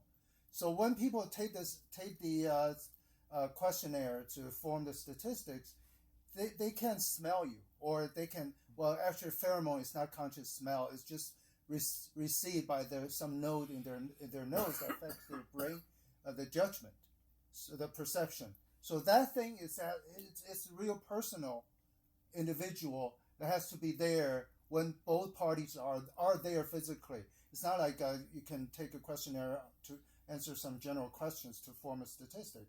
So that you have to take into consideration. So don't get discouraged or resentment of that statistic or the reality of women. Right. Actually, this is more not to it. all There's women more to with it. a lot of extra words. Huh? This is not all women with a lot of extra words. So there's an acronym, NAWALT, NAWALT. Not all women are like that. It's a meme because that is sort of like almost a lizard brain instinctive reflex as a rebuttal for this is how things generally work. Right. Not all, right? The circumstances. I understand that there are exceptions. I mean, I understand, in person pheromone. Like, I get that. I get two- that there are other things. I'm not neglecting to take those into consideration. But I'm talking only about the broad trends at the moment. But that really, in the individual level, that doesn't mean much. But yes, it does. Yes, it does. Absolutely, it does. The Much? Yes. I'm not saying it doesn't mean anything. I'm just saying it doesn't mean much. You're wrong. Well, you're just flat wrong because there are statistics where people are kind of wondering there's I forget what it is, but it's sort of there's some statistic where it's in recent years, if you look at a line graph, the number of men between the ages of 18 and 25 or 18 and 30 or whatever it is, young men who are in their prime, that the number of them who have been sexless in the last 12 months or something like that has gone up dramatically, right? So you're having many individual outcomes that but hold on, but what does this have to do with women being hypergamous? Because this is not something that's I've never seen any evidence that this is something new, that women used to be more equitable in their preference for men, and then suddenly now they're being hypergamous. No. Hypergamy, the way Rollo Tomasi describes it, he calls it the evolved mental firmware for women. But this is just how it's probably more accentuated by the the social media, by the sexual revolution. Speaking, right? I don't know if this is exactly right, but it's something roughly equivalent to, you have twice as many female ancestors, because you think roughly on average, it's something like, every woman or every man has two female partners, and every other, every. Is that right? Every man is. I'm trying to figure out how that works out, but you know what I mean. It's basically half of men have a zero success, right? Because evolution is designed that way. So all of this makes perfect sense. I don't see this as being some some weird new problem, or it's something about the modern landscape, or it's something that this is just or it's something irrational. I agree with this that. seems like completely normal that women would be hyper selective. It's Right. just more evident But nowadays because social condition. There's selective, or maybe even hyper selective, and then there's delusional, right? So you can be hypergamous, and women, and probably all women are hypergamous to some degree. Maybe there's outlier exceptions. Maybe lesbians are different. I don't know, but women are hypergamous. But maybe uneducated. What is hypergamous? Hypergamy. Hypergamy means that you seek for a mate equal and upwards in status. All right. Right? So you don't go down. Gotcha. Men are perfectly comfortable going down in status. Yeah. Women like to go up. Yeah. Okay. Yeah. That's why this college thing is sooner or Right. later there's going to be It happens. 60% of college grads are women. That means there's 20% of women that are, you know, can't find. This is a common thing in high professional jobs like lawyers and things like this, that these women have real anxiety problems and they can't get married because they're just not attracted to anyone, because the only people that they might be attracted to are like infinitesimally small percentage of the more productive That men they're already in that married. field, you know, They're already taken. who are already taken Yeah. by guy- some young harlot who never went to college. The guy who gave this lecture was it was at UC at the IOP, and he said, well, this is going to be a problem. Some of the women here are not going to be able to find college-educated husbands, but plumbers do well. Some plumbers make $100,000 a year. Yeah. And which of you girls would be happy to marry a plumber who made $100,000 a year? And some hands went up, not all of them, but you know. Yeah. So Well, the this, money I mean, can make up for some of it. I think there is maybe something with the hypergamy thing. There is something about, this is why I said like women in the workforce. I think this is a under focused problem in the problem. I don't know. It's an under focused issue, let's say, which is that if you aim for an equitable distribution of jobs and income among men and women, the point is that you already have some asymmetry to start with, in that men don't really care what the women make, but women tend to care, on the whole, a lot more what the men make. So that, you're going to lead to a asymmetrical You're going to result. have to excuse me. Yeah. I'm going to play a 3-minute and 22-second video from Homath. Are you familiar with Homath? That sounds familiar, yeah. Okay. But- Homath. What's home at? HOE, which is slang I have no for idea. whore or Okay. slut or floozy Yeah, or got it. skank, things like that, Yeah. and math. Because there was a meme going around a while back called girl math. Okay. So like math, because in math kind no of mathematics. Math. Oh, Yes. Okay. Home There was a meme going around, like they called it girl math. There would be these clips you would see on YouTube or something, or TikTok or whatever, and it was a joke, but sort of not really. Where like I'll just make up a general example where like the woman will say to her husband or something like that,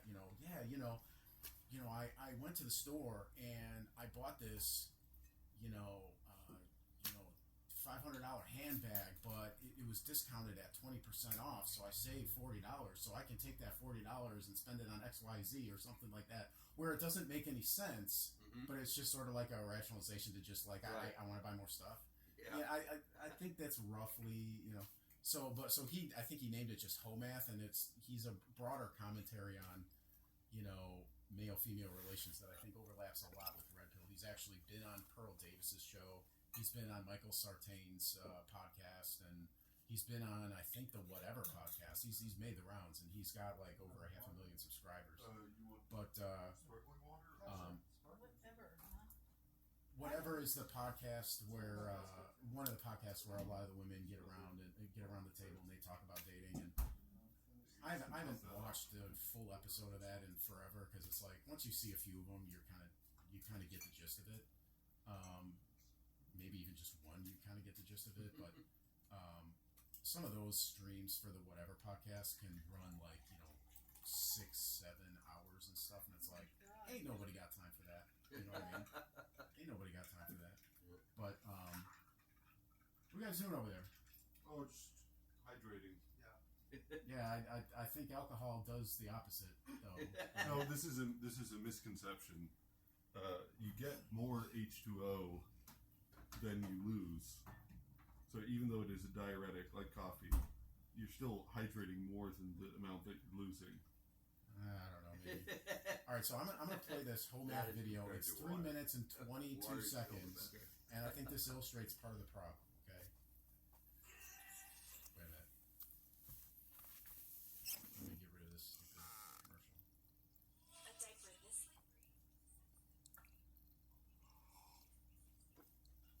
you're interviewing him in order for him, essentially, you're interviewing him in order for him to be able to spread his seed on this earth. If he doesn't want to pay for the date, it simply means that he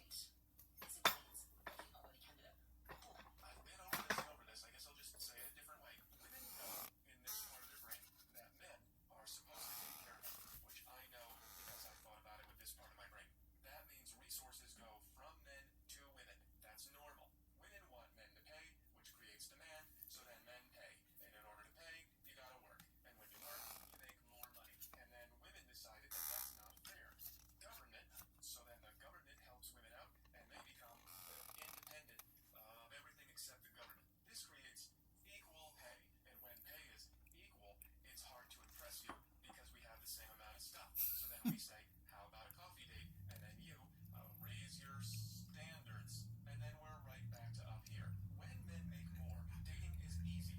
The average woman gets the average man, the upper middle woman gets the upper man, and then the rich one gets the rich one.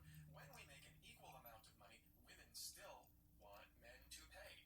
But now the men cannot afford it. So the woman making the same amount as the man is looking for a guy who can give her something more than what she can already afford. And that makes these men no longer candidates, for being alive. And if this is what you want to do, then that's fine. As long as you know that all of you are going after the few guys who can afford you. So they're going to have many girlfriends. I mean, I don't know what's so hard to understand about this. If men who can't pay for you don't deserve to date you, then men have to make more than you, or else there are not enough men to go around, and then you have to share them. Maybe this will help. You can only have two of these. If you want equality and men have no hose, then you have to pay half. If you want equality and men pay for you, then the men are going to have hose. If you want men to pay and not have hose, then you can't have equal money. You can only pick two of these things. I'm not saying this to be mean. This is how the physical universe works. If anybody does not get this yet, please just let me know what color do I have to draw this in for you. I have this indigo marker I never use. It's just lovely. Yeah, I mean, for one thing, just That's because low math. More than 500,000 subscribers on this channel. just because men and women are paid the same doesn't mean the man can't afford the date. The man can still pay even though the woman earns the same amount of money as he does. Why should he pay? But no, Well, it's yeah. not about why should if the woman Tradition. nickel and dime, the woman, that's very unattractive for the woman. That's all the woman cares about at that moment, I believe. Just because they're not measuring, oh, you earn more money, that's why you should pay. The women's mentality is you should pay. If the men say, okay, I'll pay, regardless of how much money you make, how much money I make compared to you, I'll pay. The woman say, wow, that's very attractive. Right. So we have That's a not very feminist. so we have an old set of books and a new set of books. Yeah. The old set of books is men still have to pay, even though the new set of books says women, we're going to give women all kinds of DEI and affirmative action and mentorship programs and blah Well, blah see, blah. it depends because there are these feminists who think that, for example, basic chivalry, like opening the door for a woman, is a symbol of the patriarchy, and you can't do that, and things like this, and actually going Dutch is that this is equal, and if you try to pay for a woman's meal, then this is You're being a sexist. you're being sexist, you're being patriarchal, and you're enforcing blah blah blah. Yeah, that's So pretty actually, the crazy feminists are on the side of the red pillars here. But I don't know that the red pillars are necessarily saying men shouldn't pay. Again, that's more of a should kind of thing. Like, how should things be? It's just there's plenty of people who have red pill knowledge. Well, it seems like either, from what I've seen, right. Maybe the pure red pill is just saying this is the way things are. But maybe the reaction that manosphere people stuff. have, it tends to be either men should pay regardless of the situation because this is what men are defined by acting like men, and that includes doing chivalrous things like paying for women's food. And it doesn't matter the situation, right? This is the sort of tradcon approach, which I think is sort of delusional. It is. Or they go, well, what am I getting in return? Which is exactly what Andrew Wilson posed to Tomi Lahren when they were on Piers Morgan. What do men get out of the deal? And Tomi Lahren had nothing. She had nothing. I do think a lot of this stuff, a lot of the birth rate decline and all the red pill stuff is just a negotiation. It's a negotiating position. Men have a stronger position at the moment because they have more time before they don't have this clock running out in order to have kids in the same way that women do. Obviously there's always a clock running out because everybody's mortal, but Right. and there is to some degree, more likely to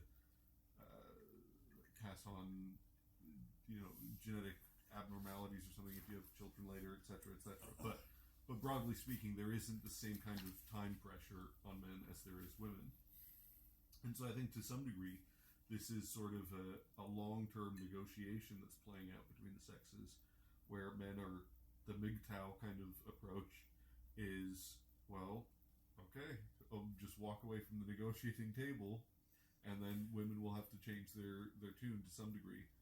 One thing to keep in mind to one of the guys in the Red Pill space is a guy named Rich Cooper, and his channel's called Entrepreneurs in Cars. I think he actually has a few channels. Entrepreneurs in Cars, the Unplugged Alpha. I think there's maybe another one or two aside from Clip's channels. And why did I mention him? I lost my train of thought. What were you just saying? Negotiation. That's a long-term negotiation.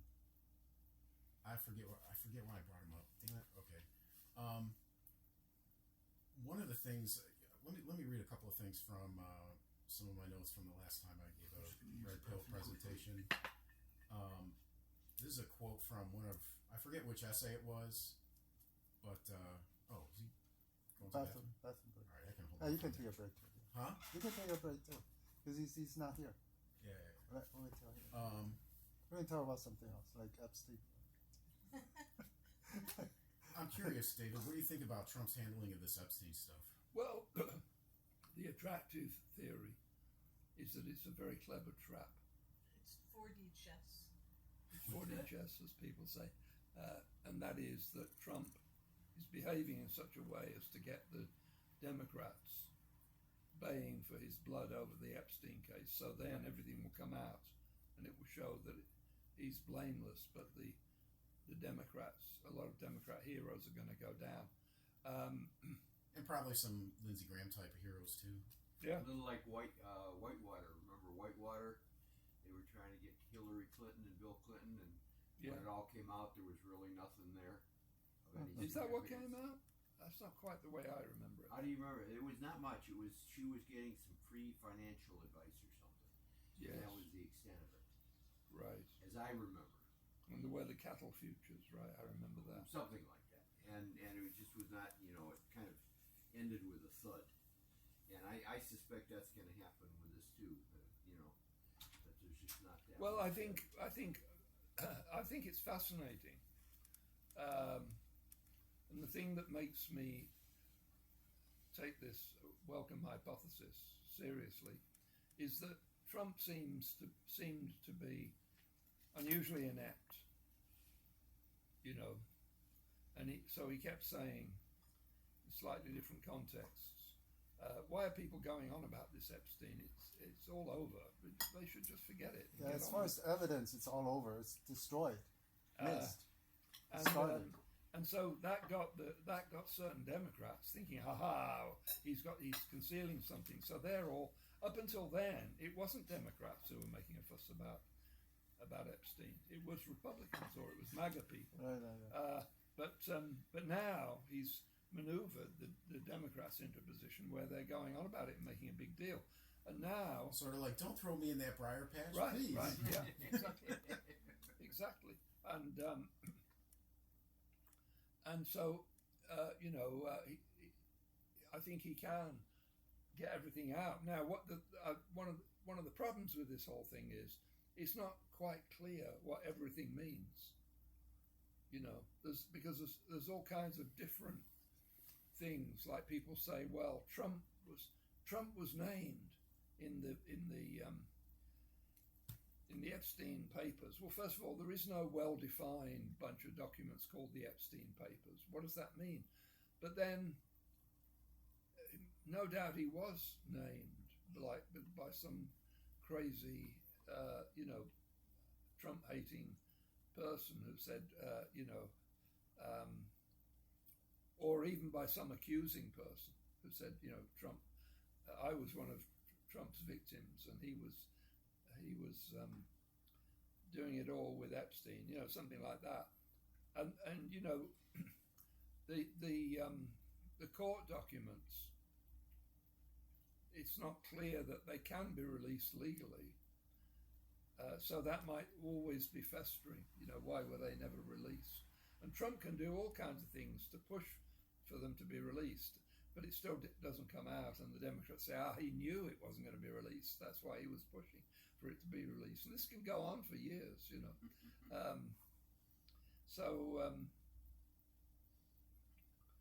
I mean, there is the fact that Trump and it seems to be generally accepted that Trump and Epstein, for a while, quite early on, were the best of friends. And there's plenty of, not plenty, but there's some video of them, very obviously very amicably involved. Mingling at a party and stuff. Yeah, like yeah. that. And that's been known all along, although it hasn't been given a huge amount of publicity, so that probably lots of people have seen that movie, that video now, who didn't see it before and thought, I didn't know that Trump was so friendly with Epstein. What do you think Epstein was up to? Do you think he was running a blackmail operation? Well, that looks like it, doesn't it? But who, I don't know. I mean, he's running. Yeah, he had a job. Well, his job has been the sex trafficking. That's his hobby. That's his inclination. So naturally, he does that. He did that for a living.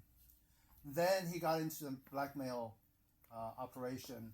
That kind of can utilize his business, sex trafficking. It comes in very handy. Combination of sex trafficking and blackmail. That's what Epstein was. I mean, who do you think he was? I'm sorry. Go ahead. Well, I was just going to say that the conspiracy, the sort of main conspiracy idea about him, right, is that this wasn't just something that he happened upon, but that this was some intelligence agency. I think initially people thought CIA, and now the theory is going that it was Mossad, but that some intelligence agency basically used him to get in with all these important elite class people and start this whole trafficking system in order to blackmail these people, in order to control them. Right? That's the sort of... I think that seems totally plausible, and there's no reason not to think that that's the case. All the facts fit that. So even though there's no evidence to that, it looks exactly like that. Yeah. And He worked for all. Yeah, there's just one and guy. it's hard to explain so many little things unless that is the case. There's just one guy that I'm in regular correspondence with, and he sent me a video of. I haven't looked at it yet, but he referred to a video of independent journalist Michael Tracy talking to Richard Hanania on Richard Hanania's channel, and being very skeptical that there's this cabal of pedo elites or whatever, and not believing the narrative that he was running some kind of honeypot or blackmail operation or whatever, and I disagreed with him very much. I'm not going to say who it is, but he's on the discussion email discussion thread, and he's wrong, I'm right, and if he sees this video, I just want him to understand that, and he'll know who he is when he watches. So. All right. Yeah, I think also the idea that it might be maybe it's not CIA, maybe it's Mossad. He worked for I think multiple probably agencies. Probably both. He was a Because freelance. Yeah. My sense of what goes on here is that with these intelligence agencies, they consider themselves, as with any field, right? They don't really think of, the general public thinks of, okay, the government works like this, the president's at the top, and then here are the people under him, and you have the intelligence agencies, they fit into that framework. But usually the way that people actually operate is what I would imagine the psychology of someone in an intelligence agency is like. They think of the people in the other intelligence agencies as being part of their world, whereas the suits in Washington are not really, those are people that get in their way mostly. And so I could totally see him being a product of both CIA and Mossad. It doesn't have to be one or the other. Yeah. Although maybe in later days he worked for Mossad more or exclusively than CIA, but he actually wasn't tied to any loyalty or nationality. He was freelance. That's how most spies did in those days, or if not now. I think one of the things that there's one site that I read. I haven't been to it in a few weeks just because time, but one of the things that he speculates that is eminently reasonable to me is that, it's intelligence agencies all the way down, and, intelligence agencies try to do everything they can to compromise whatever they can in order to, so like foreign governments, foreign whatever, but especially other intelligence agencies, right? So if we're talking like, oh yeah, maybe he did some work for CIA, maybe he did some work for Mossad, who knows if one of them has compromised the other such that it's a distinction without a difference because they're all working for the same, you know what I mean? Like, I don't know how this works, but like, that makes sense to me that they would all try to compromise each other until there's one evil Sauron ring of intelligence to rule them all, kind of thing. Yeah, kind of. There's but it's not clear cut. I think there's not that I know anyone in the CIA or Mossad, but but they probably know you. They know me. Yeah, well. They've got a file. Or MI6 or the French. We've got a file. Yeah, that's right. That's like you ever do the thing of you just talk into an empty room just in case someone's listening. No, but I imagine that. How fortunate is that we're all totally innocent of any wrongdoing, exactly. and that we've done nothing against the wishes of the neocon ruling class, who we actually admire, despite this occasional little symbolic pretenses of disagreement. I concur. And I think it's negative infinity percentage probability that Mossad was involved in anything nefarious at all. Right. Yes, I mean, I think this anti-Semitism has got to stop. I agree. But I think my guess is the way that these people think is, if you're in the intelligence community, if you're in the field, in that world, you probably think that, oh, you're the people who really know what's going on. You're the people who are really trying to do, the important stuff. And all the other people are kind of getting in the way, or they're puppets, or you don't think much of the politicians or the other people on in the theater. You're just thinking about your people. So someone who's on the opposing team, it's like you're still playing the same game. You're more, in a way, on their side than you are on the side of the people that you're supposedly working for, because you're still working on the same sorts of problems. Yes. Candice is taking the line that Trump has really betrayed us, and that he's when Trump made this statement about this whole Epstein thing is just the Democrats making stuff up like they did with the Russia hoax. Candice keeps quoting this and saying, no, it wasn't the Democrats are not saying this. However, Trump made that statement the night before the Wall Street Journal story broke. In other words, he had seen the Wall Street Journal, which you can usually get hold of. If you're well connected, you can usually get hold of copies of the next day's paper the night before, right? And so he could take the line, well, when I said that, I was talking specifically about this birthday tribute story, that it was an invention of the Democrats. And the thing is, having said that, it was publicized, and lots of Democrats started jumping up and down and saying, yes, we want to know the truth, and Trump is guilty of this birthday tribute stuff. And so as part of the process of maneuvering the Democrats, who hadn't been too concerned about Epstein, that had been a MAGA thing, of getting them fully implicated in saying, that Epstein's a horrible thing. and it's and the Democrat, lots of Democrats are now saying Trump is pretending to make it all public, but really he's not. And so this is a new kind of argument that's developing. If you go back a few weeks, nobody was saying this. Democrats were not demanding all the facts about Epstein. MAGA people were, but not Democrats. Now it's changed.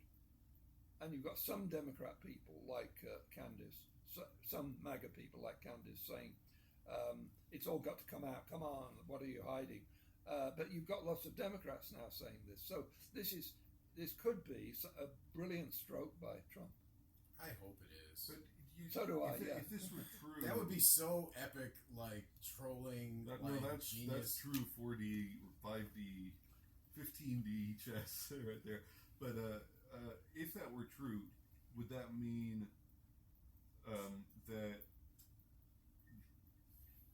the birthday thing was fabricated by the Trump people, or that they opportunistically took advantage of that? Oh, that's a bit too much, that the Trump people fabricated it. I think that's a bit too much. I mean, I think I could believe maybe that he's just being opportunistic and taking advantage of this sort of uncomfortable news story. Twisting it in a way that helps him. That seems like his style. But yeah, I think faking it seems like a bit too much. Let's suppose the story about this birthday tribute thing was untrue.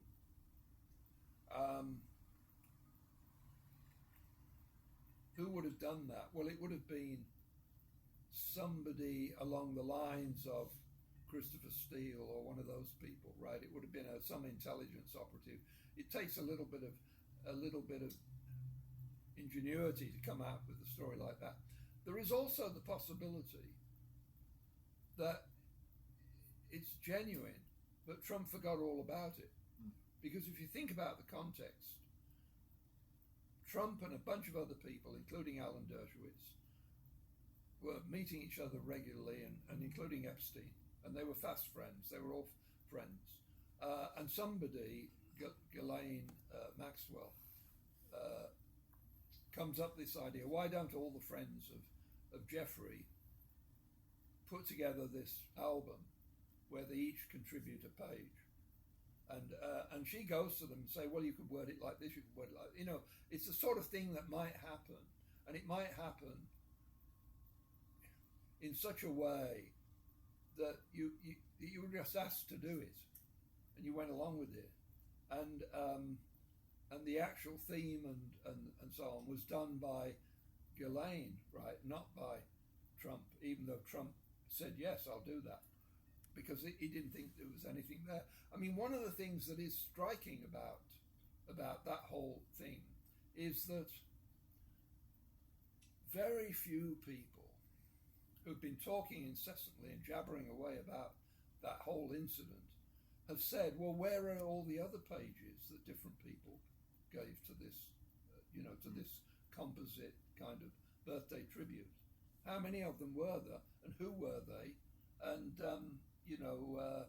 did they also all draw naked women? Did they also all draw naked women?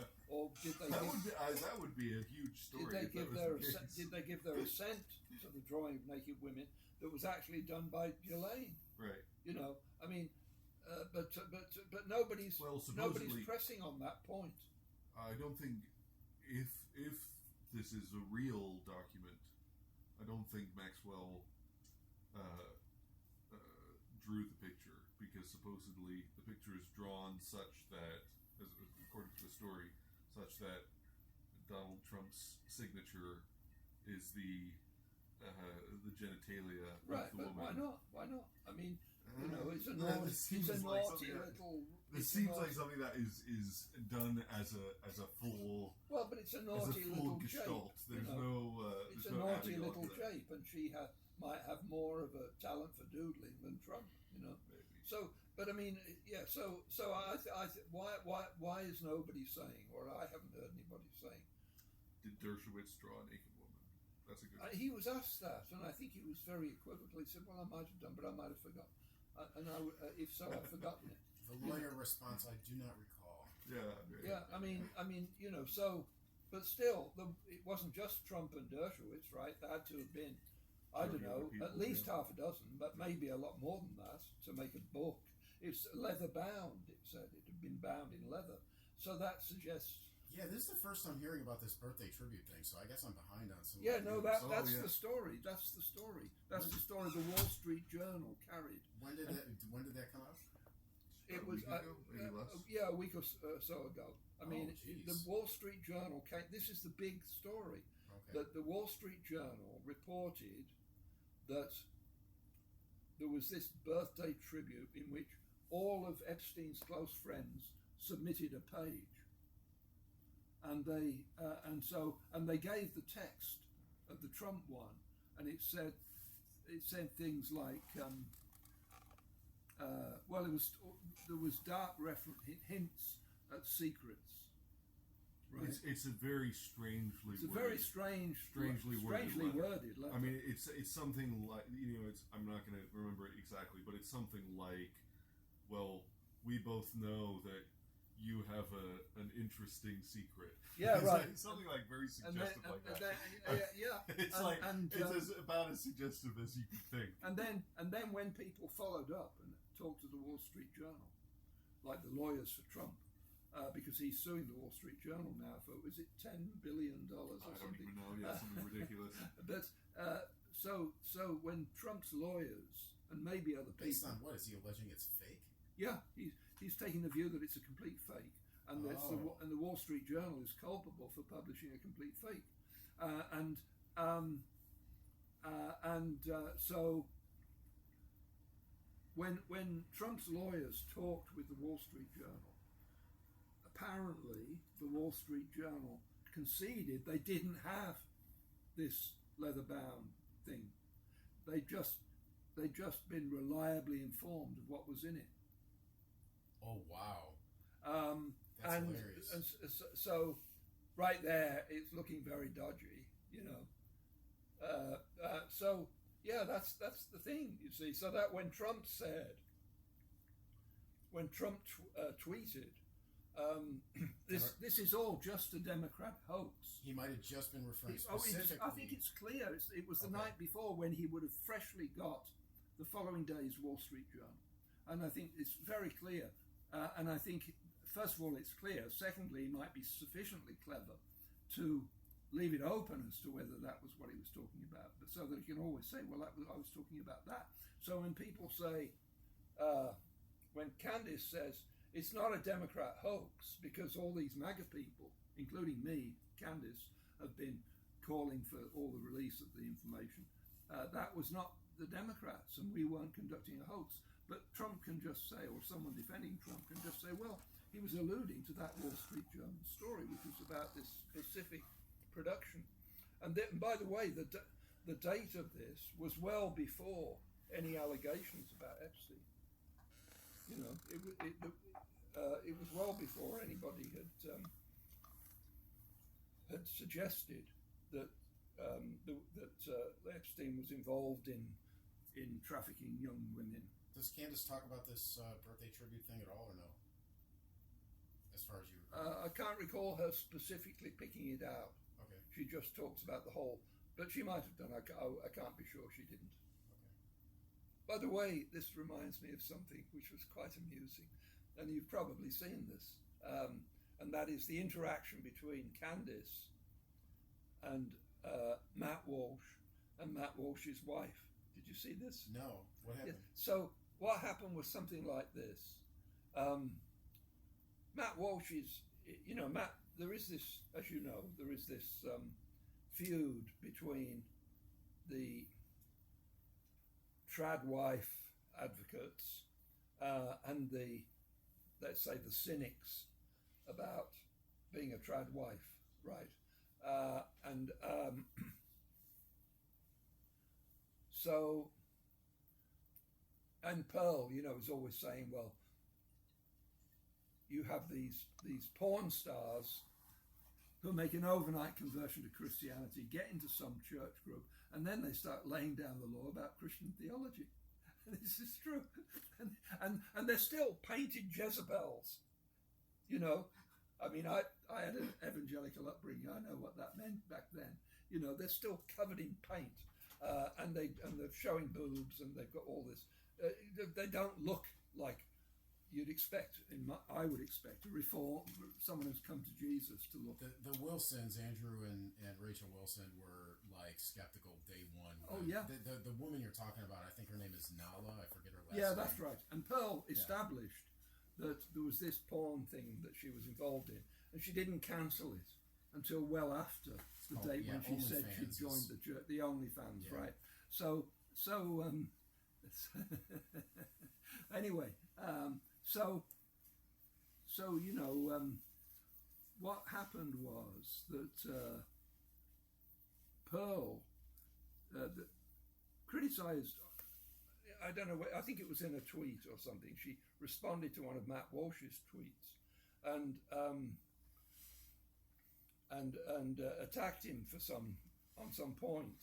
And Matt Walsh's wife, I forget what her name is,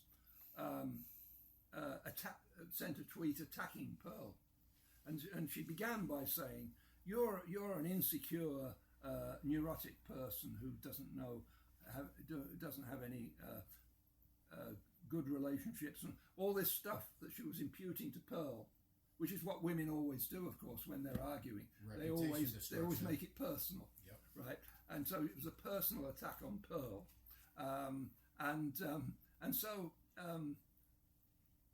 and in the course of this personal attack, she said something quite deprecating about her husband. And of course, this is actually, you know, mother's milk to Pearl, because one of her points is that these women, they're not subordinate to their husbands. They think nothing of mocking their husbands in public, you know. And so she snapped back, and then Matt Walsh responded and said, "Well, this was a joke, but you can't expect Pearl to understand this because she has no sense of humour. And I don't mind, Pearl, if you attack me, but leave my wife out of it." It's the wife who launched a vicious personal attack on Pearl, right? So leave my wife out of it. Doesn't come into it. Doesn't come into it. I can't wait for the Rational Male podcast for this Sunday, because I have no doubt that that's going to come up. And I thought that. Gentlemen, I thought that Rollo was sort of boy. All right. Good night, David. Thank you so much, Yeah. and we'll see you next time. Good. Yeah. Bye-bye. Well, I don't remember what date it is, but I got it in my calendar, so I'll see you. Yeah, I'm There's gonna something post coming up another next one. week, right? I'm gonna post another one for the 16th of Okay. August, when I have Israeli woman who served in the IDF. Is it called IDF? Oh, Yeah. the most moral military on the planet. She's pro-Zionist or anti-Zionist? She's anti-Zionist. Oh, good. She belongs to the organization called Getting Together Illinois, something like that. Yeah. That's for peace. Okay. So I assume that's my Peace. assumption. I haven't really, but Peace she and the will. abolition of the She state of said Israel. Let's get it straight. Is that a Saturday? That was Saturday a joke. the That was a 16th. joke. Okay. She said she's not an expert That was a very in subtle the joke. Yeah. political side of things, but she can share her personal experience. a hidden I with gave us, my and talk so- again at the Dallas College Oh, okay. online last night. We Oh, just kinda small last group. night. That's Oh, nine okay. people or They something. met on Thursday. They meet on every Thursday. Yeah. Okay. It's only Zoom. They used to meet at a restaurant. The pandemic Oh. killed them. And so now they meet on Zoom. Oh, And the good thing about that is now that there's 3 or 4 of us from Chicago that can get on there if we want, and from anywhere else. So okay. I'll keep the 6. Isn't there something coming up at the But, so I Chicago thought Council this Rollo coming was week? Yeah, born right. 29, Wednesday. 29, Tuesday. Yeah. I think 29, I'm yeah, registered. also about Middle He has East. an Middle East, entire, I am like, registered. 4+ I'm planning on hours going. of- So, he okay. has The an weather's not entire, looking like, good, but I'm 4+ planning on hours going. dedicated Oh, to, okay. like, And then there's Pearl a movie Davis and in the why park he doesn't work with her when on that's that over. The Grand Budapest It Hotel. just, I don't know. Oh. Is that a good But movie? That Yeah. aside, Is that They're a showing that at classical? Millennium Park on Tuesday. he doesn't want to have So, anything to do with her. Is that like, classical? working with her or Um, whatever. No, it's a movie. It's but- I Like don't know. movie, really, like an old movie, right? it's an I old would movie. be Well, surprised relatively if old. he Sort of didn't Not old, use the 90s. opportunity Is it about- 2000, something like that. to talk about Yeah. this. Is it about you know, the Cold War or World War I don't II know. or something? So Matt what- Walsh and No, his Without wife ruining it, and tell the us what attack it's on about. Pearl. I Not can't to remember necessarily anymore. defend Well, But that's it's I've just heard a lot of illustrate, good things from a lot of people. you So know, Oh, that great. his, that's his after, wife is out of right pocket. after, but it's And right he's across the street. doing the Oh, Funny like choice. oh, classic Millennium- white knight Millennium simp Park. Oh, behavior. It's right across Oh, the that street. works. his wife, So I'm even gonna though she's try in and the wrong. try and Yeah. Right. work that Like, out. yeah, maybe we should hang out somebody, there if it's instead not of Rollo, Yeah. somebody's Mongols. got to Yeah, or whatever, Somebody's yeah. got to Yeah. write it. If your Yeah. summary of it is All right. yeah, is see ya. rough Talk to you accurate. guys later. Have a good night. Somebody Well, I in may have Bye-bye. slightly So elaborated. thanks a lot. I'm sure it was fine. I captured the spirit of it. So As long as you capture the spirit of it, somebody in the manosphere is going to talk about Oh yeah. Matt Walsh is like total simp behavior. Well, you know, Pearl They has had already this have. long-running thing that that people like Matt Walsh, they say, "Look, I'm married. I've got a bunch of kids." Well, first of all, there's still time for the divorce. That's right. Steven and- Crowder got a divorce, and that was famous. Right. Yeah. well, Yeah. we got to see the video. But also, Pearl points out quite rightly that it's all very well for people who are rich and famous to say, "I've been married to the same woman for 30 years, and we're in great shape, and she's not fat, and all this kind of stuff." And that's all very well, but what does that mean to the guy who's making $50,000 a year and is being hauled to divorce court by his wife, and who's going to get half his savings and deny him access to the kids so that she can go off fulfilling herself as a 35-year-old sort of free spirit, finding links with Chad and Tyrone. I love that he just used Chad and Tyrone. That's awesome. That's awesome. Reality. So okay, I just wanted to read the Epstein letter. This is Trump's birthday Oh, card. it's so death thing. weird. Yeah, it's amazing, right? So first of all, there's a hand drawn naked woman where the genitalia is Donald It's his Trump's signature. signature. But it's not his complete signature. No, it's like his initials. Yeah, it's or like something. an But this, yeah. I mean, this is all described because no one actually has the real thing here, right? But then there's a typewritten piece of text. Does it look anything like that? Well, I think it's just like the DJT. Who's that woman? Who's that woman? Is it Maureen Callahan? Is that right? She was on Megyn Kelly, and when they got onto that, she said, "Well, this is so dismissive." She said, "When we watch a murder mystery, and we hear that the suicide note was typed, we all know what to think." Because this thing by Trump, allegedly by Trump, the was text typed. here is The text was all yeah. typed. Yeah. It's But, okay, only but this let me just, bogus you partial make up signature your own conclusions was here, in right? freehand. So the typewritten text, it's basically an imaginary conversation between Trump. Oh, and I'd Epstein. forgotten the dialogue. Yeah, so this is the dialogue, It's right? bizarre. So it starts with voiceover. The voiceover says there must be. This is all just like a script for a movie, right? Yeah. So it starts with voiceover. There must be more to life than having everything.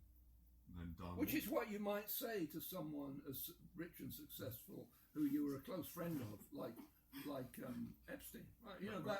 That rings true. That rings true. Let me get through this. No, okay. So No, we're voice- not. We're We're doing a voice- live reaction like voiceover. that. You're going to have a hard time This getting is through good. it. This is good. So voiceover. There must be more to life than having everything. And Donald. Yes, there is, but I won't tell you what it is. Jeffrey. Nor will I, since I also know what it is. Donald. We have certain things in common, Jeffrey. Jeffrey. Yes, we do, come to think of it. Donald. Enigmas never age. Have you noticed that? Jeffrey. As a matter of fact, it was clear to me the last time I saw you. Donald. A pal is a wonderful thing. Happy birthday, and may every day be another wonderful secret. Yeah. What the hell is that? Yeah, exactly. It doesn't really have the Trump flavor. And I reacted it. I must admit. I wonder if there was like, ChatGPT come up with some weird. Yeah, It's so odd, but I mean, it's even more odd than that because like, what would you prompt to make ChatGPT or something come up with that? It's almost so strange that it has to be true in a way. It's not just like slightly off, which is what you'd expect. It's not just like a normal happy birthday message and there's something. It almost feels like, a lie so big strange that who would ever tell a you lie that big so you've must missed be out true. on all this. Yeah, This is so the great strange. story. This is the great But story. it's funny that you didn't see this because I also, I get all my news from Twitter. I mean, I'm a little behind on some of my stuff. Yeah, I'm But- behind on all but- kinds of things, but this is one thing I follow closely. I didn't see this at all on Twitter, and I still haven't seen anybody talking about it I'm not on on Twitter, so I don't know. But it's strange that because I think on the cable networks and stuff, it's been like nonstop. But on a lot of the alternative stuff, I've barely seen anything about it, which is really weird. Right. So- It is very strange. I think there are Something about the coverage of this has been very I mean, unusual. first of all, my point is, why has nobody been demanding that we know the names of all the other people who took part in this? That to me is weird. But anyway, I must admit I made a blunder, and I made the statement. Actually, sometimes I just comment on what other people are saying. Like I commented, I think on maybe it was what Glenn Becker said about it, and I said, it's not like Trump to use the word enigma. And a lot of people said that, but apparently they have found a case where Trump did, before this, use the word enigma. Wow. So that proves it. And he says. In fact, that's probably where ChatGPT or whatever it is got it from. Is the fact they went through every one of Trump's utterances and they found that he'd used the word enigma. Nice. And the fact that he said that he doesn't draw, he'd never draw something like that. No, And I they found- draw, but it's- if I the thing did, is- it would be nothing would be ever like it. It'd be fantastic. Well, no, apparently he's a big doodler, but all he ever doodles, this is what I've seen in response to this, Just genitalia. is all he ever doodles is like square shapes, which is like the Manhattan skyline, the tops of buildings, and he does that quite a lot. Yeah, and I mean, they've sold the some thing is, at though, auction for a lot of the, money. the thing in favor of this being genuine, if you were making a fake, would you write something like that? I mean, it's such a weird thing to write. Right. You would think, Yeah. no, that's so unbelievable. Again, but all you People have to will do think is that's go a fake. meta and just say like, well, I No, should no. make something See, weird because then people would be like, who you would would ever have make to a be- weird thing and then Yeah, hide No, it in but plain that's, sight, see, that, you know? okay, but you would have to be very high IQ to believe, to have faith that this would be accepted as real, right? Anyone of average intelligence or even above average intelligence would think, no, this is so unbelievable. You would never think to write something like that as a fake. You would write, if you were going to fake something, you would write something that to you feels believable and would seem very, innocuous, except for some, maybe, here's something slightly suggestive. Maybe he mentioned something or he made some suggestive remark. You would never, why would you come up with this whole, there's a fake conversation between, there's a narrator, what's going on here? They're talking about secrets. Right. Like someone of average intelligence would just never think of that. That's just it's so strange. You as you were coming up with that, you would think, no one's ever going to buy this. Even if they would, you would think that no one's ever going to buy it. Right. You know? Yeah. So This is an argument in favor that's of an being argument in genuine. favor of it being true. Yeah. Right. But let's say it is was it true. text What messages? is, Yeah, aside exactly. From, aside from it being weird, Even if it's true, it's a Like- bit strange, but it's That not would be more exactly. like it. what- it's not exactly. what am I supposed to take away from it? No, it doesn't mean. I mean, it doesn't say anything, but It doesn't. Yeah, it doesn't. It's highly as the younger folks say, it's highly sus. it's sus. It is very sus. Super sus. Big cat. Is that text messages we're talking about? Like it's a text message, or it's a letter. Or it's like email Well, or it was something? supposed to be that all of Jeffrey Epstein's friends submitted a page, I know, but that's and it was then bound in leather to present to him on his 50th birthday. But you said it like a dialogue. But That's So part the thing of is, Trump's nobody's- supposed contribution. nobody has released the actual document Uh-huh. or even a picture of it or Oh. anything like that. So this is all descriptions of what someone else has seen. Oh, So the description is that there's this hand-drawn picture and then there's this typewritten text, but no one's actually seen what the genuine article looks like. yeah, If there is a genuine article, right. but I mean, if it's made up, and I mean the thing that makes me think that it is, I think is there's a good chance that it's made up just because the convenience of the timing of this, Right. And the fact that it's never come out before. Right. You know, it's so unlikely for it never to have come out before. Here's the one that's But if someone made it up, they must have been very, Here's- very high IQ. I think. Here's the one that somebody actually made up for probably from ChatGPT. Greetings, Jeffrey Epstein. It is I, your good friend and longtime associate, Donald J. Trump, sending warm regards to you and your entire sex trafficking operation.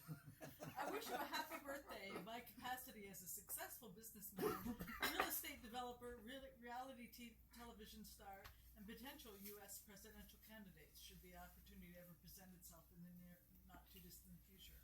I am reminded of the many trips I have taken to your island, notable for its lack of winter squalls, heavy traffic, and sightings of any Democratic politicians or their wealthy backers, as they are all, alas, beyond moral reproach, especially Bill Clinton. I close this letter by acknowledging the fact that we share some very dark but wonderful secrets that I shall ensure never see the light of day. Sincerely, Donald J. Trump. P.S. Regardless of what I might say later, I think Hunter Biden would be a fantastic candidate to sit on the board of a Ukrainian natural gas company. What is this sort of like a Is fake it fake? letter Yeah. response? Yeah, That's good. yeah. That's good. Yeah, we should have a go at creating some fake document. But you know what I mean? Like, if you were given the task of creating a fake letter from Trump to Epstein, you know, you would probably start from, well, how does Trump write? You know, how did he write at that point? How do people write a letter? You know, if you were to see this, you know, what would you think if you read this letter? You would try to create something that didn't arouse much suspicion in the style. Right. That's the first thing that you would do. You know, if you're at all intelligent about it. Right. You wouldn't go for something so Right. weird This- and This is unlike anything. This is an argument for it being genuine. Yeah.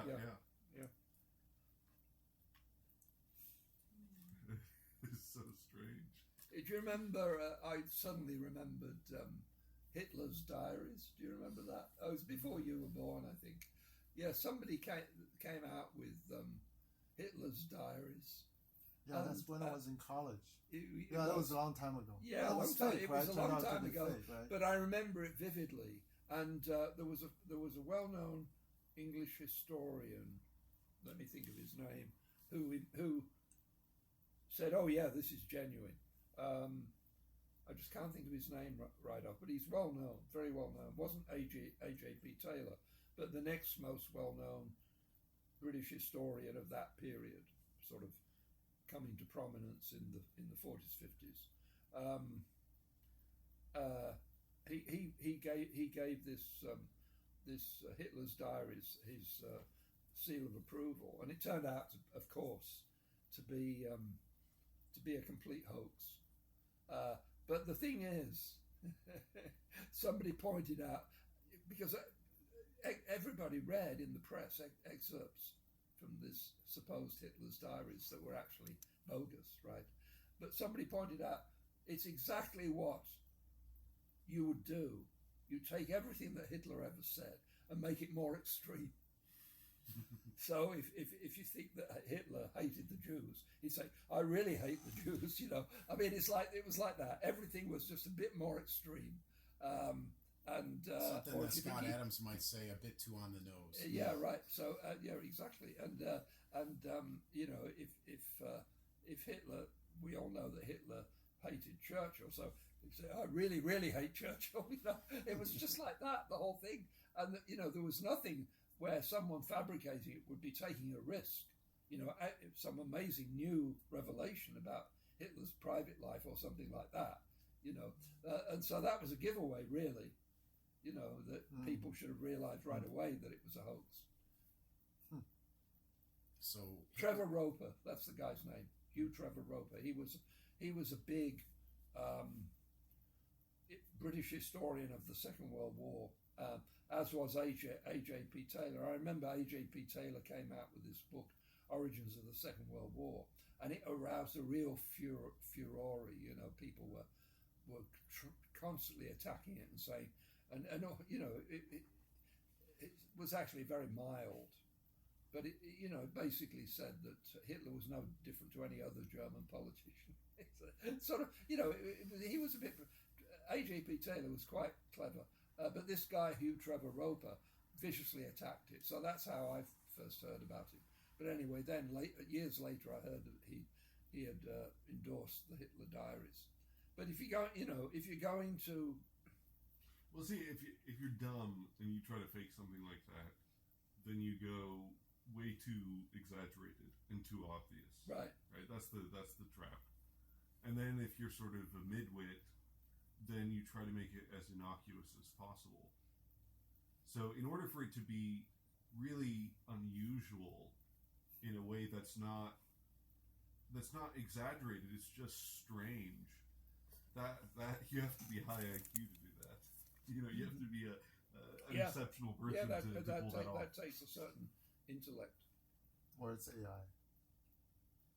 Or it's AI. That's because an AI would do something that is expected. Typical. Yeah. They wouldn't. AI can't. AI would not produce something wouldn't that's be really unusual. That's the thing about AI. AI only produces things which are totally, bland, right? Because it's not good at coming up with something really novel. That's the one thing that AI is bad at. It's good at amalgamating a lot of data and coming up with the most normal sort of result. But something as strange as that, that takes real creativity to think of something like that. If someone were to fake it, so if it was faked, it would have to be someone really, really intelligent and creative I think to so. come up with it.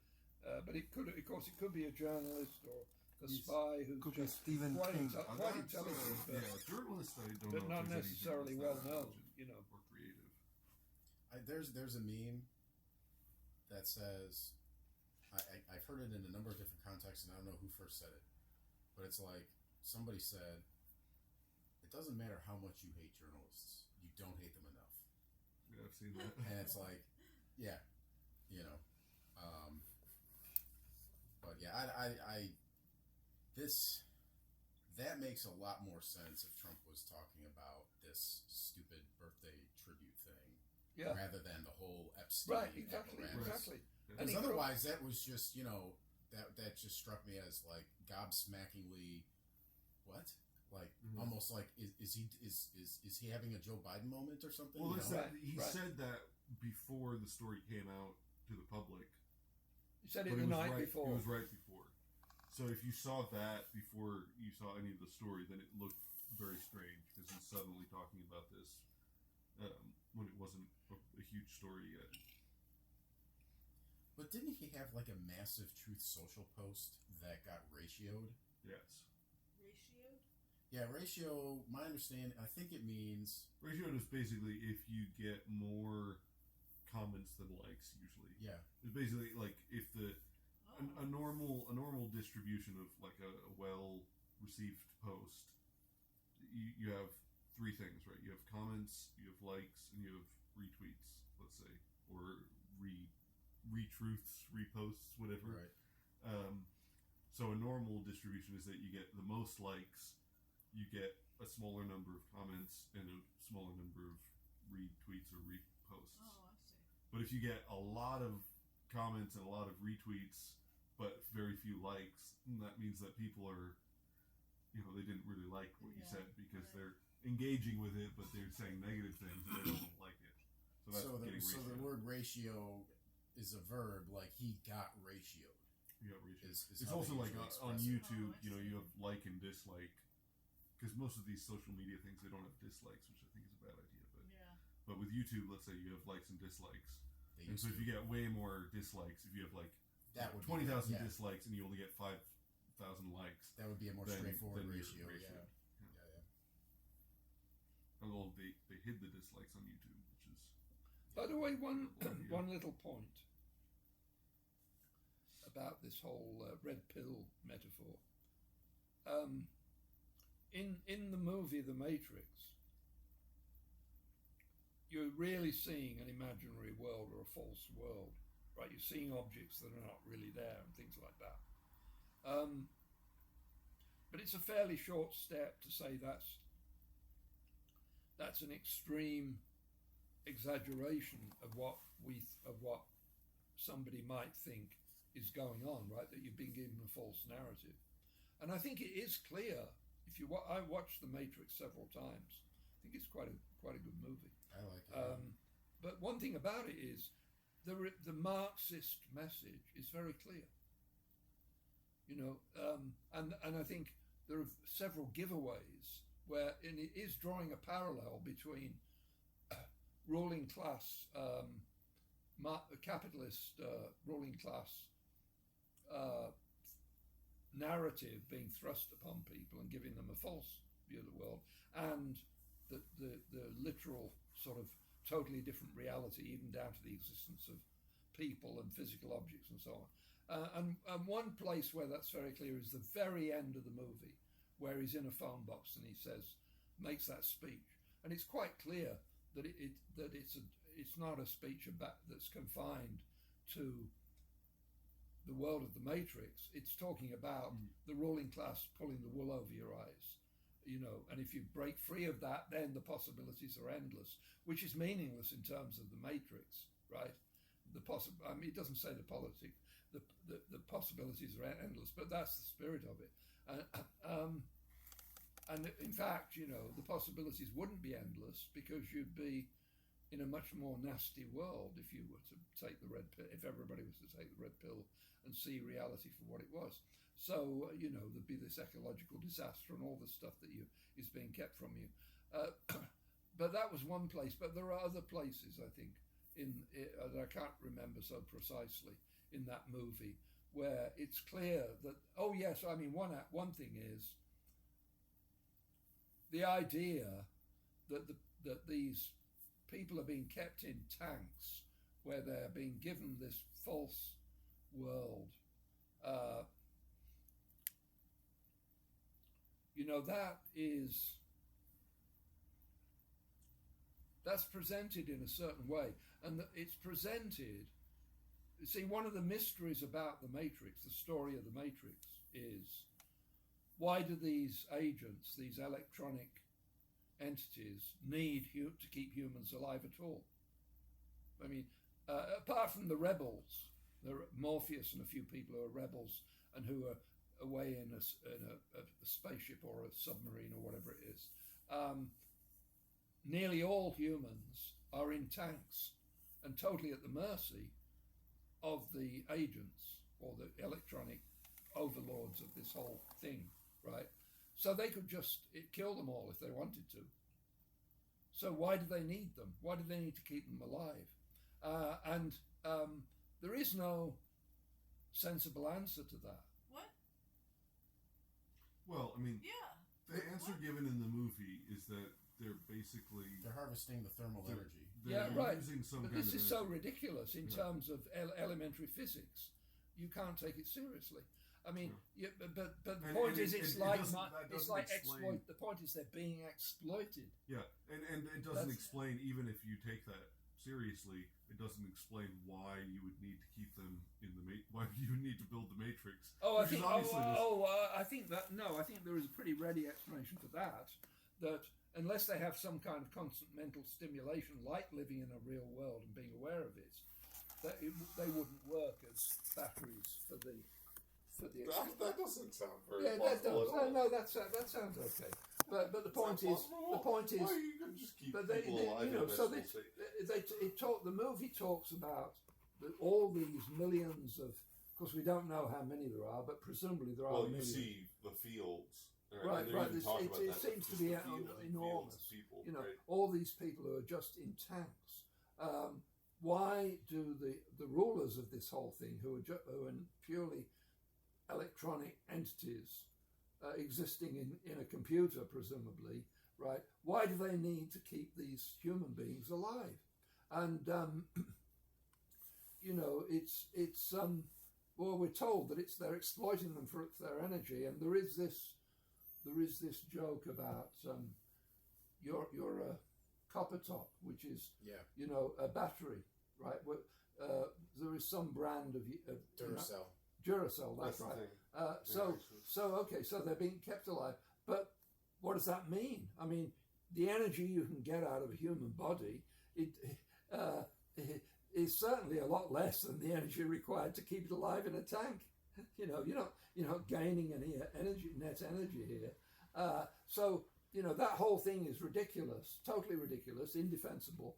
But it's part of this idea that you're being exploited. This is the thing. You're not just being bamboozled by a false world, which is one thing. You're being exploited. Well, and it's because for it's your also energy. So this is Marxism. being in right? the tank This is Marxism. equated in the Matrix with working an office job and Right. working for these superiors and just being a mindless drone in the system, right? So that's Yes. part of it is a Right, but that's an imaginary world. There isn't. no, but that's sort of the Right. That's the But parallel yes, that's so drawn but in the yeah, movie. so it's there in the forefront Because he's as well. waking right. up from the Matrix, but he's also sort of right because the whole point with Neo is that okay, he kind of knows what the Matrix is, but that this thing of like the Matrix in the real world is also paralleled with like he's what is it, John Anderson or something, right? He's like this office worker, but then he's also the secret hacker at night, right?